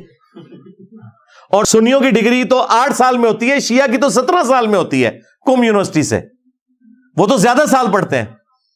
تو شیعہ تو یہ کہہ سکتے ہیں کہ بھئی یہ 8 سال والی ڈگری نہیں سر، آپ یہ 17 سال والی ڈگری کریں. تو کیا یہ 8 سال والے وہ 17 سال کی ڈگری مان لیں گے؟ نہیں. حتیٰ کہ آپ کسی فرقے کی اپنی ڈگری بھی لے کے آ جائیں اور آپ اس ڈگری کے ہوتے ہوئے یہ بات کریں کہ دیکھیں میں آپ کے فرقے کا بندہ ہوں لیکن یہ بات جو ہے نا ہمارے فرقے کی غلط ہے. تو پتہ یہ کیا کہیں گے؟ نہیں ڈگری تو ہمارے فرقے کی تھی لیکن بعد میں نا گمراہ ہو گیا، لو جی ڈگری بھی ختم ہو گئی. مولانا طارق جمیل صاحب کے پاس دیوبند کی ڈگری ہے نا، رائیونڈ کی. ایک حدیث انہوں نے بیان کی، من کنت مولاہ فہذا علی مولا. تو ان کے خلاف ان کے اپنے فرقوں کے مولویوں کے کلپ آئے. بلکہ مجھے طارق جمیل صاحب نے خود مجھے فون پہ بتایا کہ مجھے قتل کی دھمکیاں بھی ملی اس بات کے اوپر کہ تم نے اہل البیت کا دفاع کیوں کیا. تو وہ کہتے ہیں میں نے کہا کہ یہ تمہاری کتابوں میں لکھا ہے. انہوں نے کہا ہماری کتابوں میں بے شک لکھا ہو، اقرار کرنا کوئی ضروری تھا؟ اندازہ کریں. تو یہ لوگ دین کی خدمت کر رہے ہیں؟ نہیں جناب، اپنے فرقے کی خدمت کر رہے ہیں. تو یہ ٹوٹل ان کی ڈگری کی اوقات ہے. علمی پوائنٹ نمبر 8، وہ کہتے ہیں جی قرآن میں آیت ہے فَاسْأَلُوا أَهْلَ الذِّكْرِ إِن كُنتُمْ لَا تَعْلَمُونَ. اگر تمہیں علم نہ ہو تو تم اہل ذکر سے جو اس فیلڈ کے ایکسپرٹ ہیں ان سے پوچھ لیا کرو. بالکل ہم مانتے ہیں اس بات کو، لیکن فیلڈ کے ایکسپرٹ سے ہم یہ نہیں پوچھیں گے کہ سر آپ کی کیا رائے ہے. فیلڈ کے ایکسپرٹ سے پوچھیں گے کہ بتائیں اس فیلڈ میں اس وقت جو سائنس ترقی کر گئی ہے وہ کیا کہتی ہے. قرآن حکیم میں 6000 سے کچھ زائد آیات ہیں، ان میں سے 1000 کے قریب آیات فزیکل فینومینا آف نیچر کے اوپر ہیں، قدرت کے جو قوانین ہیں، سائنٹیفک فیکٹ سے ریلیٹڈ ہیں، جیولوجی سے، ایسٹرونومی سے، ایمبریولوجی سے، باٹنی سے. اس کے لیے ظاہر ہے ہم نے مفتی تقی عثمانی صاحب سے یا مفتی منیب صاحب سے تو نہیں پوچھنا، ان کو تو شاید جیولوجی کے اسپیلنگ بھی نہ صحیح آتے ہوں. تو کیا جب جیولوجی کا مسئلہ قرآن کی آیات کا ہم کسی جیولوجسٹ سے نان مسلم سے جا کے پوچھیں گے تو اس کا مطلب یہ ہوگا کہ وہ نان مسلم جو ہے وہ مفتی تقی عثمانی یا مفتی منیب الرحمان سے بڑا عالم دین ہو گیا. آپ کی ڈیفینیشن میں تو یہی مطلب ہے، کیونکہ انہیں نہیں آتا اسے آتا ہے. لیکن یہ پتہ کیا کہیں گے؟ نہیں اس فیلڈ میں وہ ماہر ہیں بھائی، ان کے پاس تو ڈگری نہیں ہے. نہیں ڈگری نہیں ہے لیکن بات وہ ٹھیک کر رہے ہیں. ہاں تو وہی کرائٹیریا جو ہم آپ سے منوانا چاہتے تھے وہ آپ مان لیں گے. پرفیکٹ عالم تو کوئی بھی نہیں ہوگا، ایک دوسرے سے ہی سیکھ کے ہم حقیقت تک پہنچنے کی کوشش کریں گے. البتہ ایز فار ایز نصیحت از کنسرنڈ وہ ہر انسان کو سمجھ آئے گی، خواہ وہ ان پڑھ ہو، جاہل ہو، ڈگری والا ہو، بغیر ڈگری والا ہو. اور اسی کے بارے میں قرآن میں آیا وَلَقَدْ يَسَّرْنَا الْقُرْآنَ لِلذِّكْرِ فَهَلْ مِن مُدَّكِرٍ. ہم نے قرآن کو نصیحت حاصل کرنے کے لیے آسان کر دیا ہے کوئی نصیحت حاصل کرنے والا؟ ایک ہی صورت میں 4 دفعہ ایٹ لیسٹ کم از کم یہ آیت ریپیٹ ہوئی ہے. اچھا یہ کہیں نہیں ہے کہ ہم نے قرآن کو سمجھنے کے لیے مشکل کر دیا ہے، تو ہے کوئی علماء کا دامن کرم تھامنے والا؟ یہ نہیں لکھا ہوا، یہ لکھا ہوا ہے، ہماری بات تو لکھی ہوئی ہے قرآن میں، ان کی بات کہیں نہیں لکھی ہوئی۔ باقی ٹھیک ہے، ڈیٹیلز کے لیے آپ نے ہر فیلڈ کے ایکسپرٹ کے پاس ہی جانا ہے، ہم بھی یہی کہتے ہیں، ہم تو کہتے ہیں پوچھو علماء کو، کتنے لکھے آ جائے، علماء سے ہی پوچھنا ہے، بتائیں کہاں لکھا ہوا ہے، یہ جو آپ بات کر رہے ہیں کہاں پہ لکھی ہوئی ہے، ریفرنس دیں ہمیں، قرآن و سنت سے پیش کریں۔ اسی طریقے سے سائنس کی فیلڈ میں بھی جب آپ جاتے ہیں وہ بتاتے ہیں جی لیٹسٹ تحقیق اس وقت یہ ہے، اگر آپ نے کوئی علاج کروانا ہے تو وہ بتائیں گے کہ جی اس کا علاج اس طریقے سے بھی ہو سکتا ہے، یہ آپریشن جو ہے وہ لیزر کے ذریعے بھی ہو سکتا ہے، یہ آپریشن جو ہے وہ سرجری کے ذریعے ہوگا، پوری ڈیٹیلز آپ کو بتاتے ہیں نا، بریف کرتے ہیں۔ تو دین کے معاملے میں آ کے ڈگریوں کے چکر میں پڑ جاتے ہیں، لہٰذا اس حوالے سے بھی یہ میں نے کلیریفیکیشن دے دی۔ اور یہاں پر یہ بات میں کلیئر کر دوں کہ آپ نے تمام علماء کو پوچھنا ہے۔ اگر کوئی قادیانی پوری زندگی صرف قادیانی علماء سے پوچھے گا، کبھی بھی ختم نبوت نہیں سمجھ سکتا، اور توحید کو بگاڑ کر جس طریقے سے ہمارے بریلوی مکتب اور شیعہ مکتب کے علماء نے پیش کیا، اگر آپ ان کی توحید سمجھتے رہیں گے تو آپ کو کبھی توحید سمجھ نہیں آئے گی۔ باقیوں سے بھی پوچھنا ہے، اور پھر صرف پوچھنے پہ اکتفا نہیں، ریفرنس چیک کرنا ہے۔ اگر کسی کے ماں باپ قادیانی ہیں تو وہ قادیانی مر جائے گا، ادھر سارے کہیں گے نہیں نہیں اس کو تحقیق کرنی چاہیے، تو سرکار جو جدھر لگا ہوا ہے اس کو وہاں پہ تحقیق کرنی چاہیے کہ حق بات کیا ہے۔ تمام علماء سے پوچھیں، ان کے ریفرنسز لیں اور وہ چیک کریں، پھر کتابوں کو فائنل اتھارٹی مانیں، کیونکہ عزتیں ان بزرگوں نے کتابوں کے نام پہ اویل کی ہیں، یہ یاد رکھیے گا۔ اگر کوئی بزرگ اپنی کتاب کا غدار ہو گیا تو اس کی عزت ختم، ہاں یہ ذہن میں رکھیے گا۔ ریفرنس بھی ہمیں کتابوں سے آپ نے دینا ہے، بابوں سے نہیں دینا۔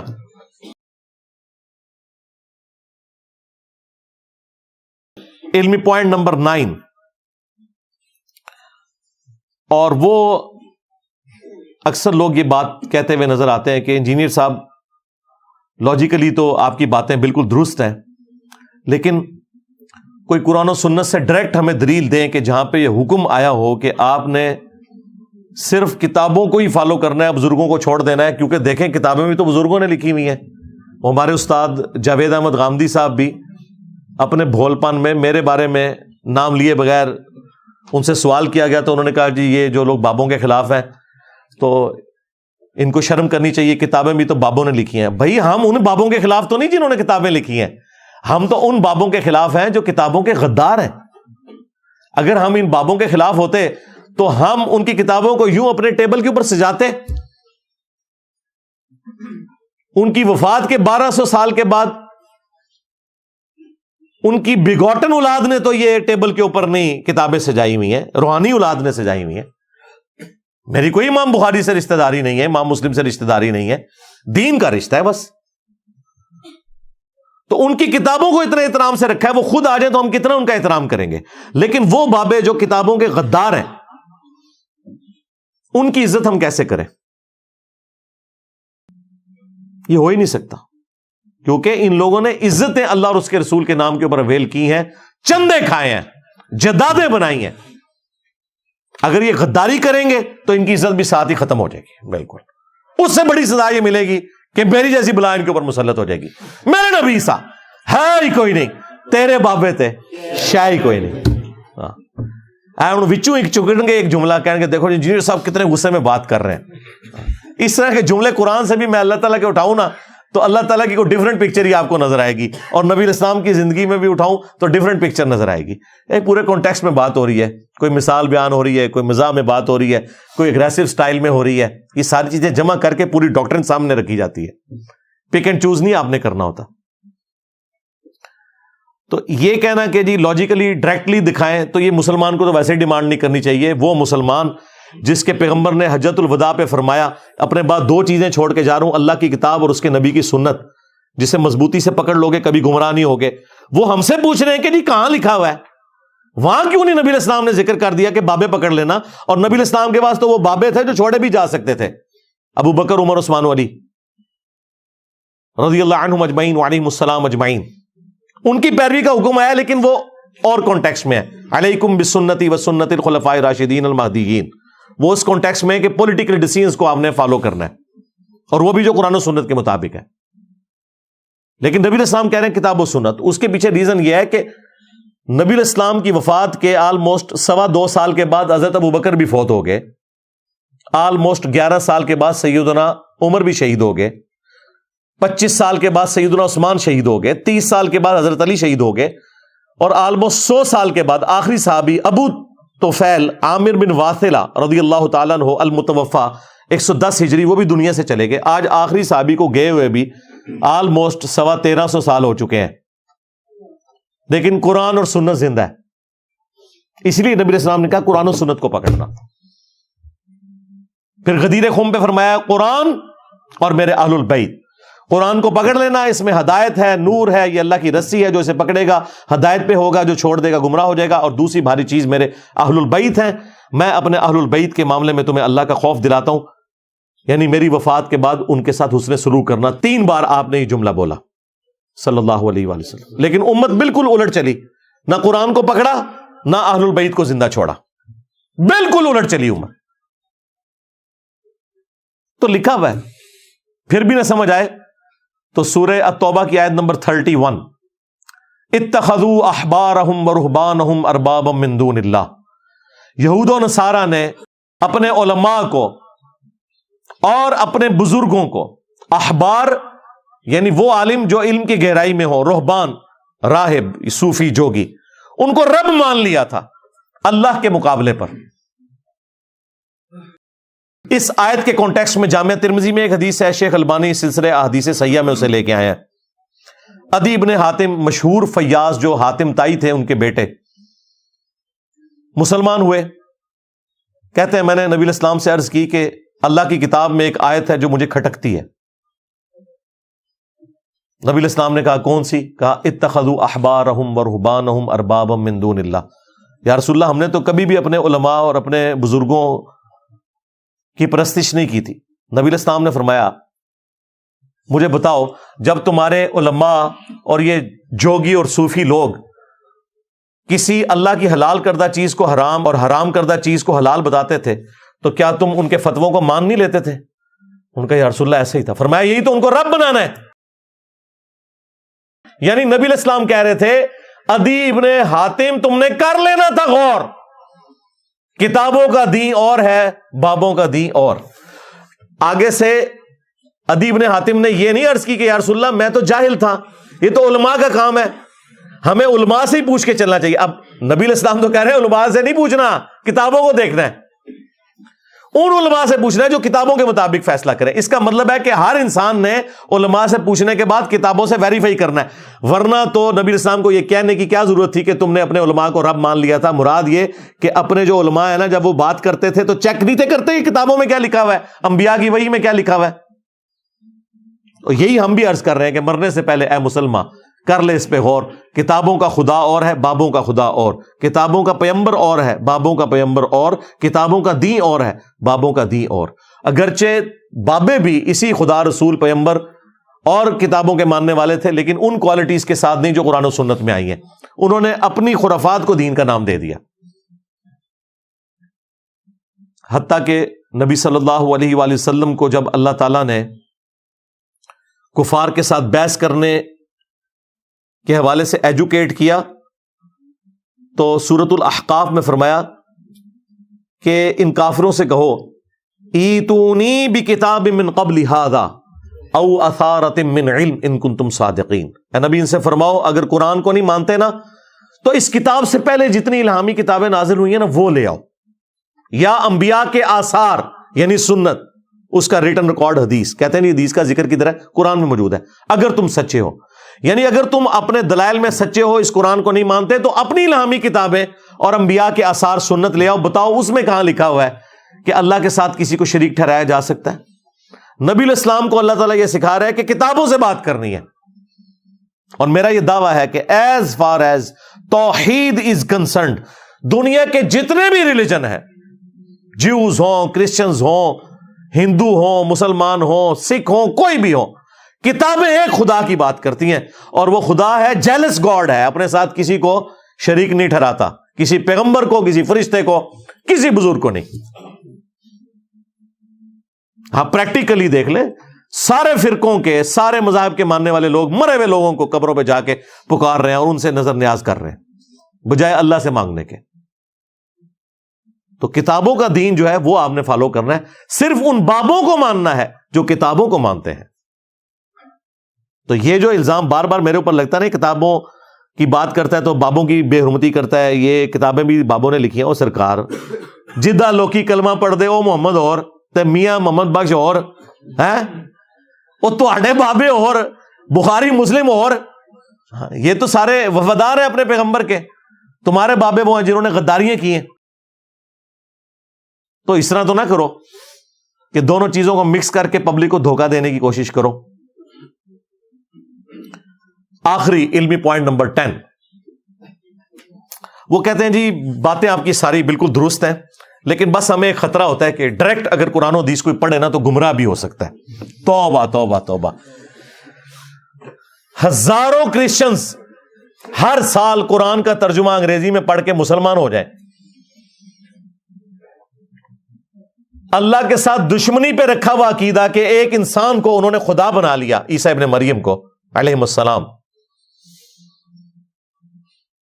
اللہ تعالیٰ ان کو بھی ہدایت دے دے۔ جو آپ کے پروفٹ کو دجال مانتے ہوئے قرآن کو پڑھیں، اللہ تعالیٰ انہیں بھی ہدایت دے دے، اور جو اپنے پروفٹ کے لیے جان دینے کے لیے تیار ہیں وہ قرآن و حدیث ڈائریکٹ پڑھیں، وہ گمراہ ہو جائیں۔ واہ واہ واہ واہ سرکار، یہ تو آج تک غداری کبھی فزکس کے پروفیسر نے نہیں کی ہے کہ تھیوری آف ریلیٹیوٹی نہ ڈائریکٹ پڑھنا گمراہ ہو جاؤ گے۔ تم لوگ غداری کر رہے ہو اپنے دین کے ساتھ۔ یہ کوئی نان مسلم آ کے بات کرے تو یہ کہیں ہم اس کی زبان کھینچ لیں، اور اپنے مفتی جمعے کے خطبے میں کہیں کہ قرآن حدیث ڈائریکٹ نہیں پڑھنا گمراہ ہو جاؤ گے، کہتے ہیں سبحان اللہ، بجائے لعنت اللہ علی الکاذبین کہنے کے، لعنت اللہ علی الکاذبین، سبحان اللہ پڑھتے ہیں۔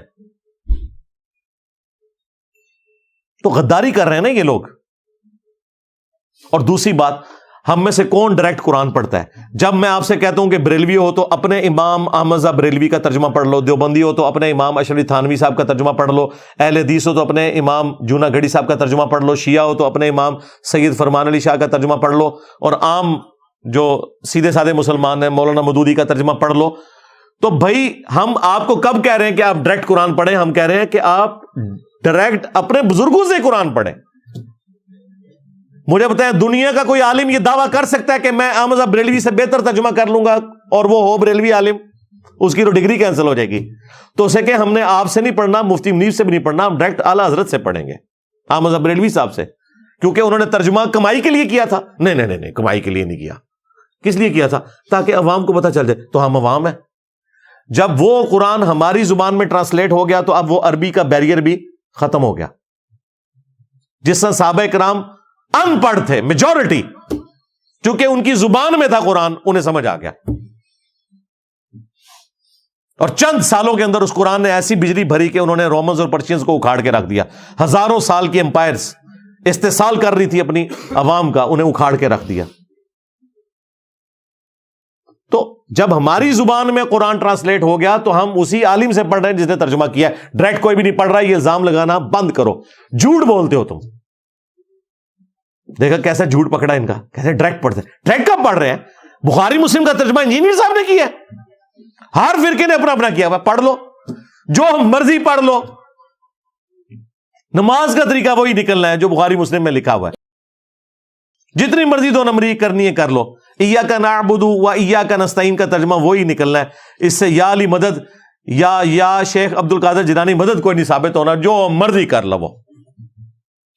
تو جب علماء نے اس لیے تراجم کیے تھے کہ عوام الناس کو پتہ چلے قرآن و سنت میں کیا لکھا ہوا ہے، تو پھر اس قسم کا گلا شکوہ کرنا کہ انجینئر صاحب علماء سے متنفر کروا رہے ہیں، نہیں، میں تو کہہ رہا ہوں پوچھو علماء کو کہاں لکھا ہوا ہے، لیکن بتانا قرآن و سنت سے ہے، ہاں اپنے بزرگوں کی تعلیمات نہیں بتانی۔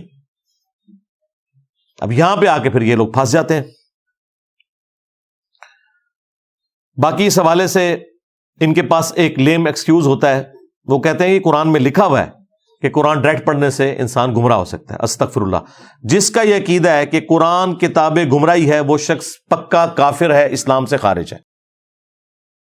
آپ غیر مسلم کو قرآن پڑھنے کے لیے دیں گے کہ جی آپ اسے پڑھ کے ہدایت بھی پا سکتے ہیں، آپ گمراہ بھی ہو سکتے ہیں، وہ کہے گا جی اپنے کول ہی رکھو۔ آج غیر مسلم کو ہم کیا کہہ رہے ہیں کہ قرآن پڑھو، اور دیکھو توحید جو اس کے اندر بیان ہوئی ہے، قرآن میں کہاں لکھا ہے؟ قرآن میں تو لکھا ہے ھدی للناس وبینات من الہدی والفرقان، یہ پوری انسانیت کے لیے ہدایت ہے کتاب، اور اس میں روشن دلائل ہیں، اور یہ حق اور باطل میں تمیز کرنے والی کتاب ہے۔ قرآن کے لیے قرآن میں الفرقان کا لفظ آیا، اور صحیح بخاری میں نبی صلی اللہ علیہ وآلہ وسلم کے لیے آیا محمد فرق بین الناس، محمد لوگوں میں حق اور باطل میں فرق ہے۔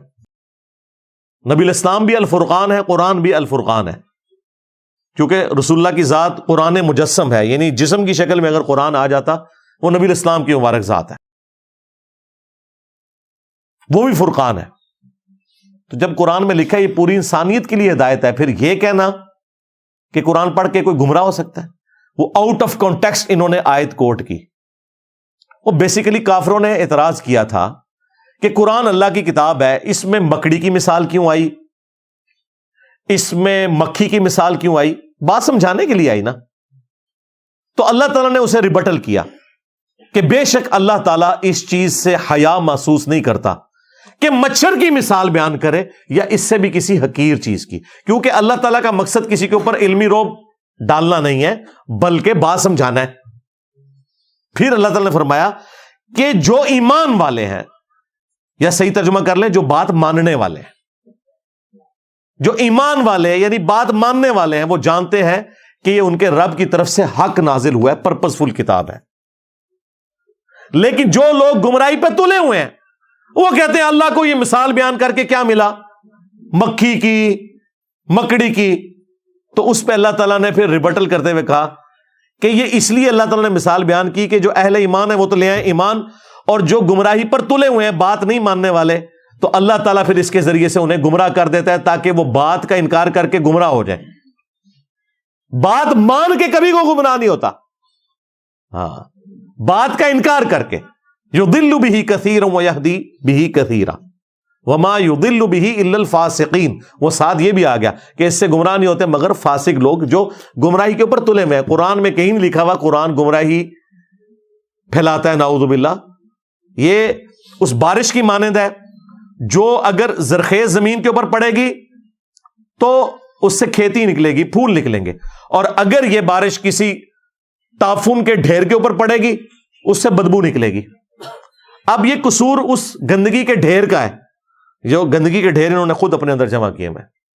ویسے تو تھوڑی دیر بارش پڑتی رہے تو گندگی بھی صاف ہو جاتی ہے، لیکن جو گندگی صاف ہونے کے لیے تیار ہی نہ ہو، اس نے اپنے اوپر چھتری لی ہوئی ہے کہ بارش پڑ ہی نہ جائے، کہیں پہ گندگی دھل نہ جائے، اس کا تو کوئی علاج نہیں ہے۔ تو قرآن کی آیت کو انہوں نے کتنا آؤٹ آف کانٹیکسٹ، مجھے یاد ہے میں اس وقت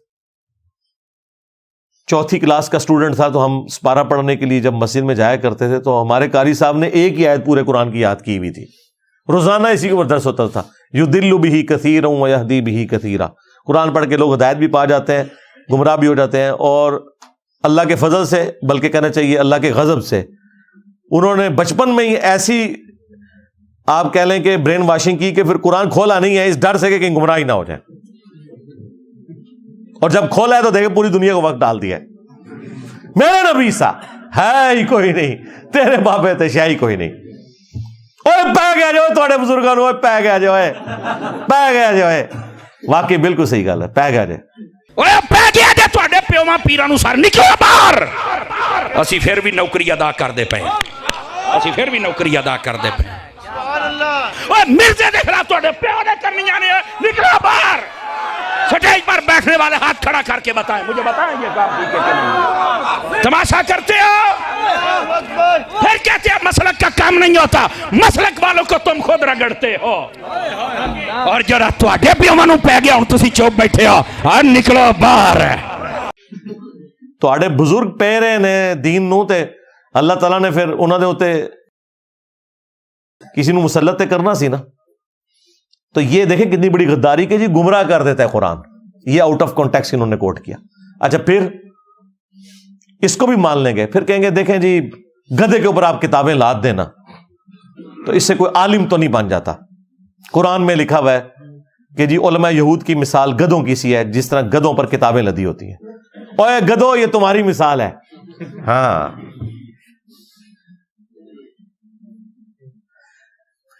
اس سے آپ نے یہ کیسے سمجھ لیا جو قرآن پڑھے گا وہ گدھا ہے؟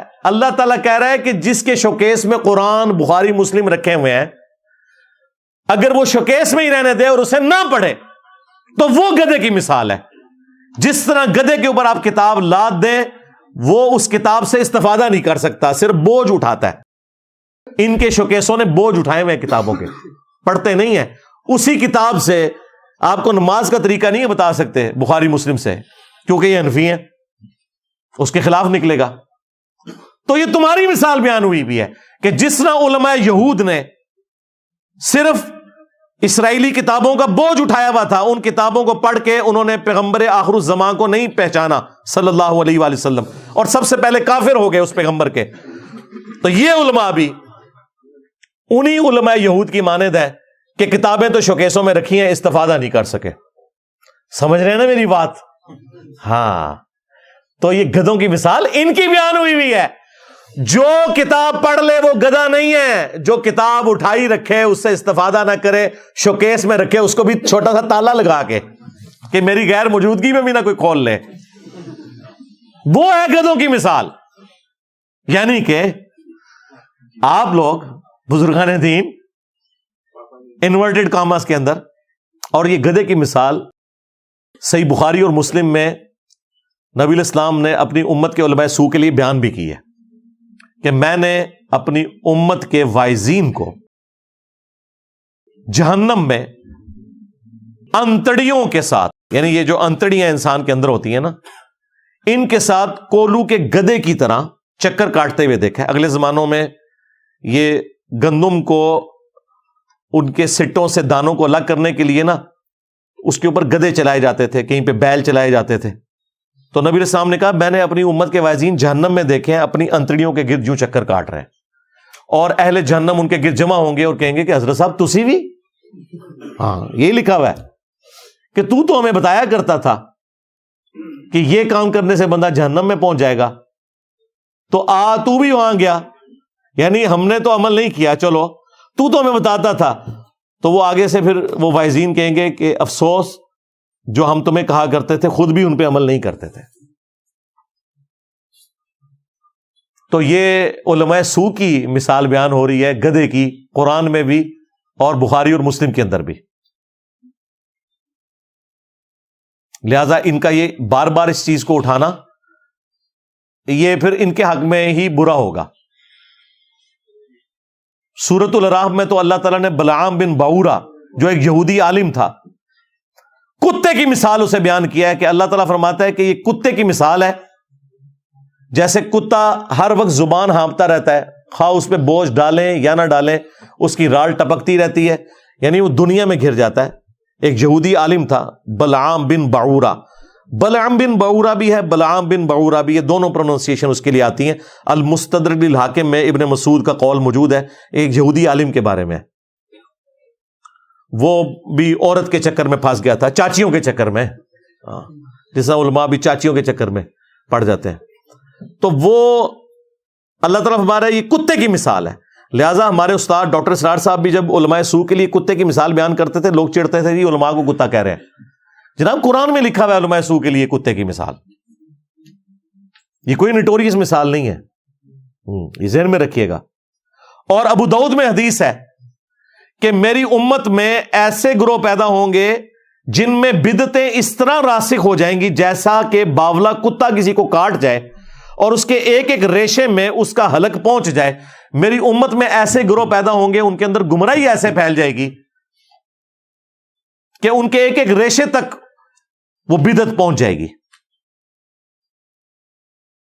اب مجھے بتائیں یہ کون سا باولا کتا ہوگا؟ کیا کسی کرکٹر کے کاٹنے سے، کسی اسکواش کے پلیئر کے کاٹنے سے، کسی ہاکی کے پلیئر کے کاٹنے سے دین میں بدعت جاری ہوتی ہے، یا کسی بزرگان دین یا علماء کرام کرائم انگلش والا میں بول دیتا ہوں کہ کاٹنے سے ہوگا؟ یقیناً علماء کرائم ہوں گی. علماء سوء یقیناً علماء کرائم ہی ہوں گے، یعنی کہ علماء سو. ایک ہے علماء پرائم، علماء حق، اور ایک ہے علماء کرائم یعنی علماء سو.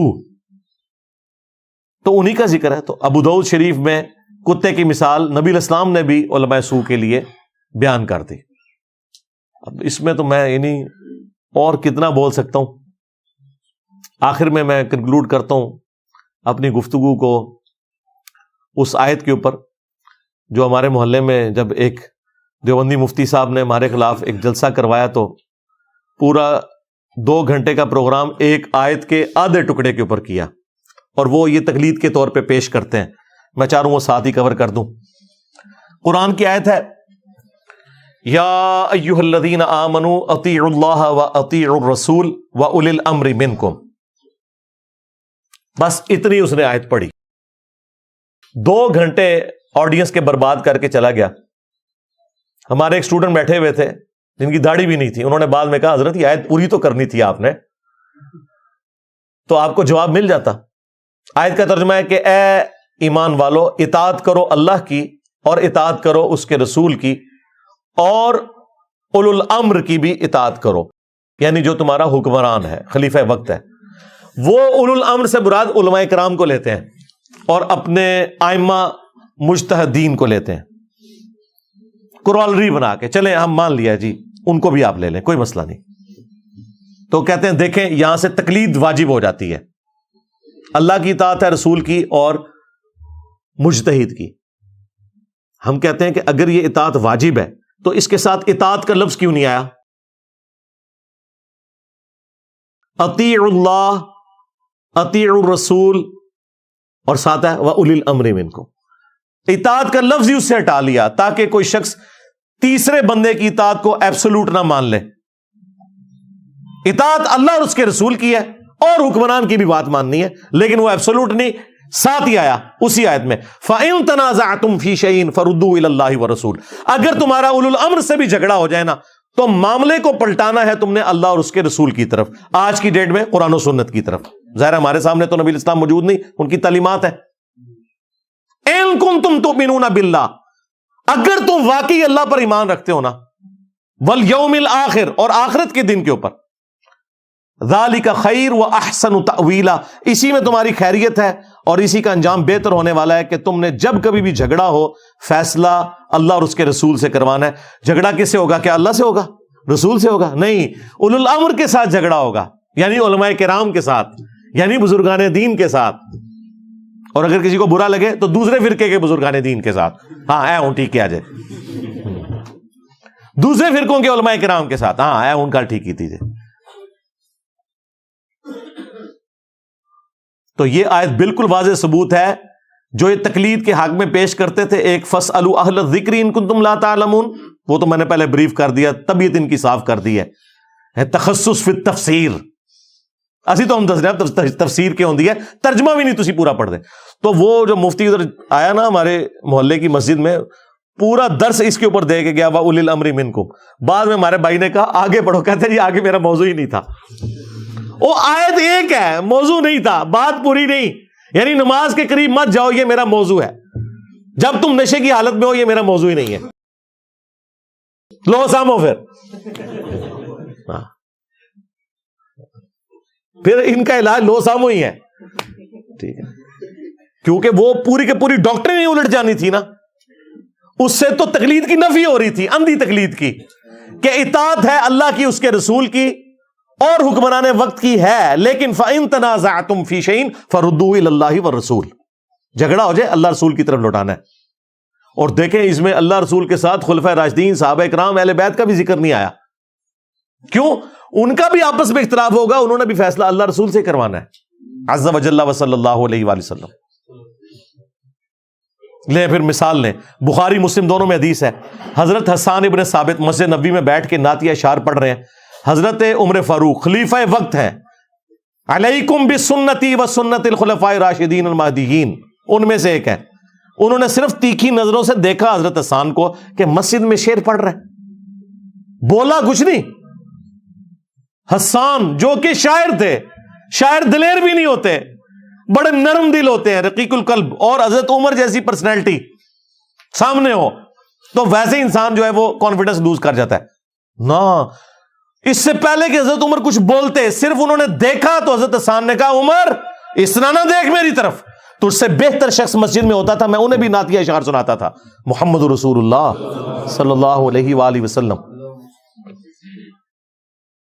حضرت عمر تو ایکسپیکٹ ہی نہیں کر رہے تھے کہ یہ کیا ہو گیا. انہوں نے کہا گواہ پیش کر.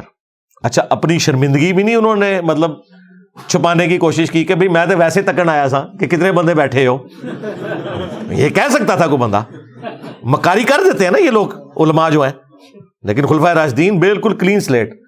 یعنی انہوں نے کہا جو تو سمجھ رہا ہے نا یہی ہے، میں تجھے غلط نظروں سے ہی دیکھ رہا تھا، تو بتا کہ تیرا گواہ کون ہے. انہوں نے کہا یہ ابو ہریرہ میرے سامنے بیٹھے ہوئے. انہوں نے کہا امیر المومنین میں گواہی دیتا ہوں کہ حضرت حسان نہ صرف نعتیہ اشعار پڑھتے تھے بلکہ اللہ کے محبوب علیہ السلام ان کے لیے دعا کرتے تھے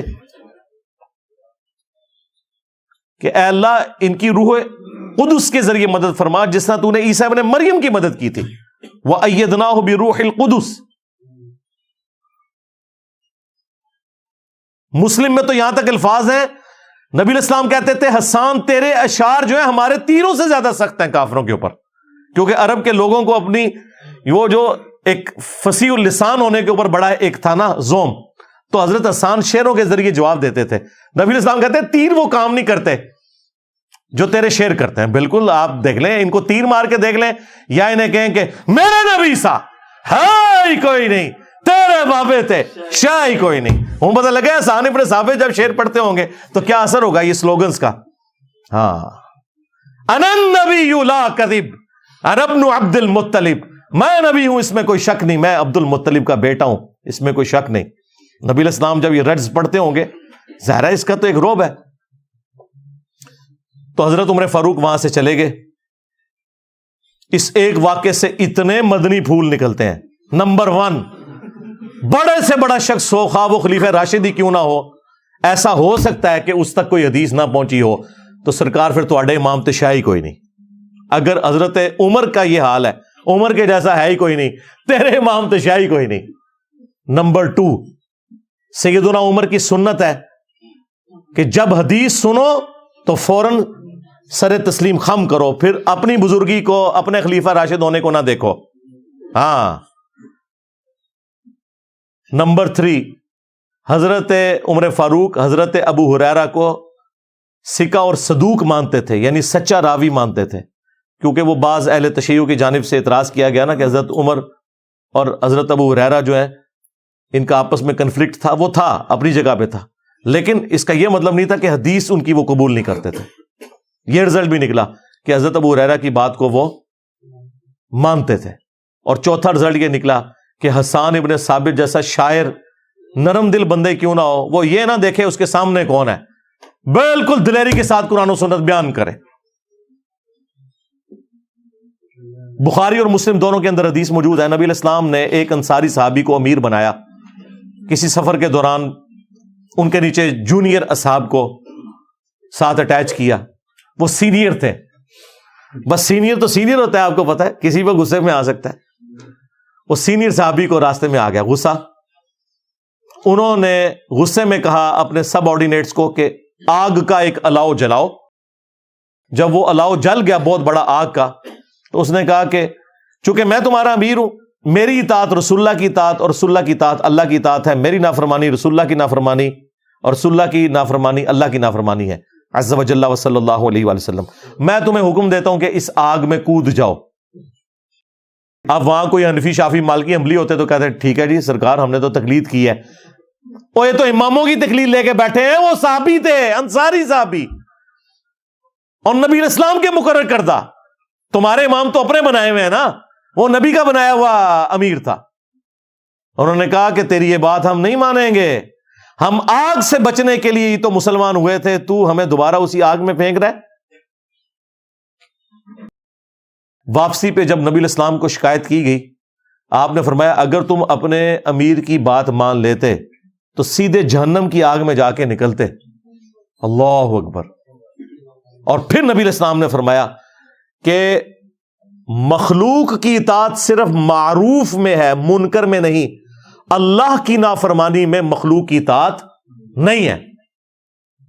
اسی پہ میں نے عرض کیا تھا نا کہ جو ماں باپ اپنے بچوں کو اللہ کے راستے پہ چلنے سے روکتے ہیں تو ان کو بتایا کریں کہ اتھارٹی اللہ اور اس کے رسول کی ذات ہے. اگر آپ ان کے مقابلے پہ آئیں گے تو ماں باپ سے بھی کہہ دیں کہ اماں ابا تجھے تو شاہی کوئی نہیں, ہاں کیونکہ نبی کے جیسا ہے ہی کوئی نہیں, تجھے بھی شاہی کوئی نہیں اگر مقابلے پہ آؤ گے. باقی احترام والا معاملہ اپنی جگہ. پھر صحیح مسلم میں وہ بڑی رکت انگیز حدیث ہے, ان کے ماموں سے ہی متعلق ہے. کہتے ہیں یہ ہمارا ماموں کہتے ہیں, جی ہمارے بھی ہیں لیکن ہم آپ کا ماموں اس لیے کہتے ہیں کہ نبی علیہ السلام کی نسبت کی وجہ سے 30 سے زیادہ ماموں بنتے ہیں امت کے. جی ہاں, آپ کی بیویوں کے سارے بھائی ماموں ہیں نا. محمد بن ابی بکر ماموں نہیں ہے جن کو دوسرے ماموں نے قتل کروایا. عبد الرحمان بن ابی بکر ماموں نہیں ہے جن کو دوسرے ماموں نے قتل کروایا. عبداللہ ابن عمر ماموں نہیں ہے جن کو ماموں پارٹی بنو امیہ نے قتل کروایا. ماموں ایک ہی ہے, اس لیے پھر ان کو کہتے ہیں نا ماموں پارٹی. ہاں, اگر یہ ماموں ماننا ہوتا تو باقیوں کے ساتھ بھی یہ لکھتے ہیں ماموں. اور یہ اس بات کا ثبوت ہے, انہیں پتا ہے کہ فضیلت کوئی نہیں ہے, بس اس طریقے سے نسبت جوڑو. اور اس نسبت کو جوڑو کہ وہ عورت تو اس وقت مسلمان ہوئی, نبی علیہ السلام کے عقد میں آئی, بلکہ اس سے پہلے ہجرت حبشہ میں بھی تھی ام حبیبہ, کہ جس ام حبیبہ کو تکلیفیں اٹھانی پڑی اسلام قبول کرنے کی وجہ سے, بعد میں اس کی رشتہ داری کو آپ اویل کر رہے ہیں. کتنا ظلم ہے کہ ان کے کافر رشتہ دار جو ان کو تکلیفیں دیتے رہے, بعد میں مسلمان ہو کے کہہ رہے ہیں کہ ہم نبی علیہ السلام کے رشتہ دار ہیں. جی اپنی عقل کا علاج کرواؤ. باقی ہم تو صحابیت کا احترام کریں گے, وہ اپنی جگہ ہے, لیکن یہ اس طریقے سے جعلی جو رشتے بنائے ہوئے ہیں نا, میں اس کی بات کر رہا ہوں. تو صحیح مسلم میں حدیث ہے, عمر بن عاص کے بیٹے ہیں عبداللہ بن عمر بن عاص, وہ بھی صحابی ہیں. عمر بن عاص بھی صحابی ہیں رضی اللہ تعالیٰ عنہ. تو عبداللہ بن عمر بن عاص خانہ کعبہ کے سائے میں بیٹھے ہوئے تھے, اتنے میں ایک شخص آیا, عبد الرحمن بن عبد رب کعبہ. وہ شخص بیٹھ گیا تو عبداللہ بن عمر بن عاص وہاں پہ اطاعت امیر کے اوپر کوئی حدیث بیان کر رہے تھے کعبے کے سائے میں بیٹھ کے.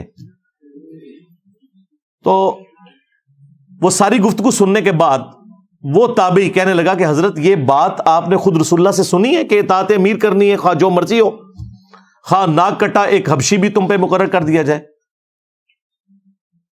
تو انہوں نے کہا کہ ہاں ایسا ہی ہے. تو ان کا کہ اگر یہی بات ہے تو اس وقت جو ہمارے امیر ہیں, آپ کے چچا کا لڑکا جو ہمارا امیر ہے اس وقت, معاویہ ابن ابی سفیان, وہ تو ہمیں حکم دیتے ہیں کہ ہم لوگوں کو ناحق قتل کریں اور لوگوں کا مال حرام طریقے سے لوٹیں. اور قرآن میں اللہ تعالیٰ فرماتا ہے سورہ النساء کی آیت نمبر 29 کے اندر, اے ایمان والو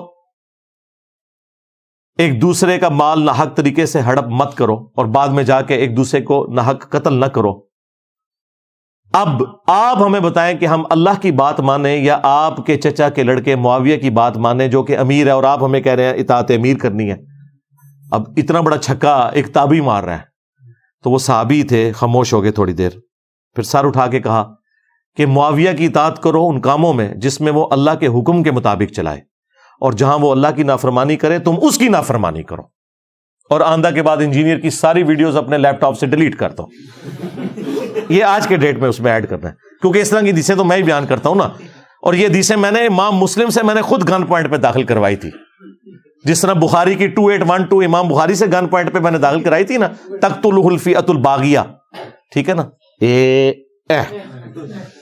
اہل حدیث. یہ میں جوک کے طور پہ بات کر رہا ہوں. تو یہ مسلمان کا ایٹیچیوڈ ہونا چاہیے کہ اگر حاکم وقت بھی ہے, صحابی بھی ہے, ایک تابعی بھی کہہ سکتا ہے کہ قرآن کے خلاف تو چلا رہا ہے, تو قتل نہ حق کا حکم دیتا ہے, تو حرام خوری کا حکم دیتا ہے, تیری بات نہیں مانی جائے گی.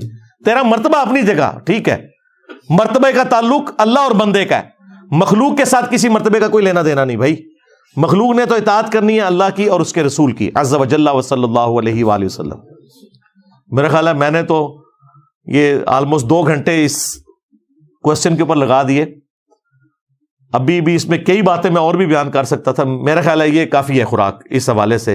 انشاءاللہ تمام مفتی اکرام کو اس حوالے سے صبر آ جائے گا انشاءاللہ تعالی.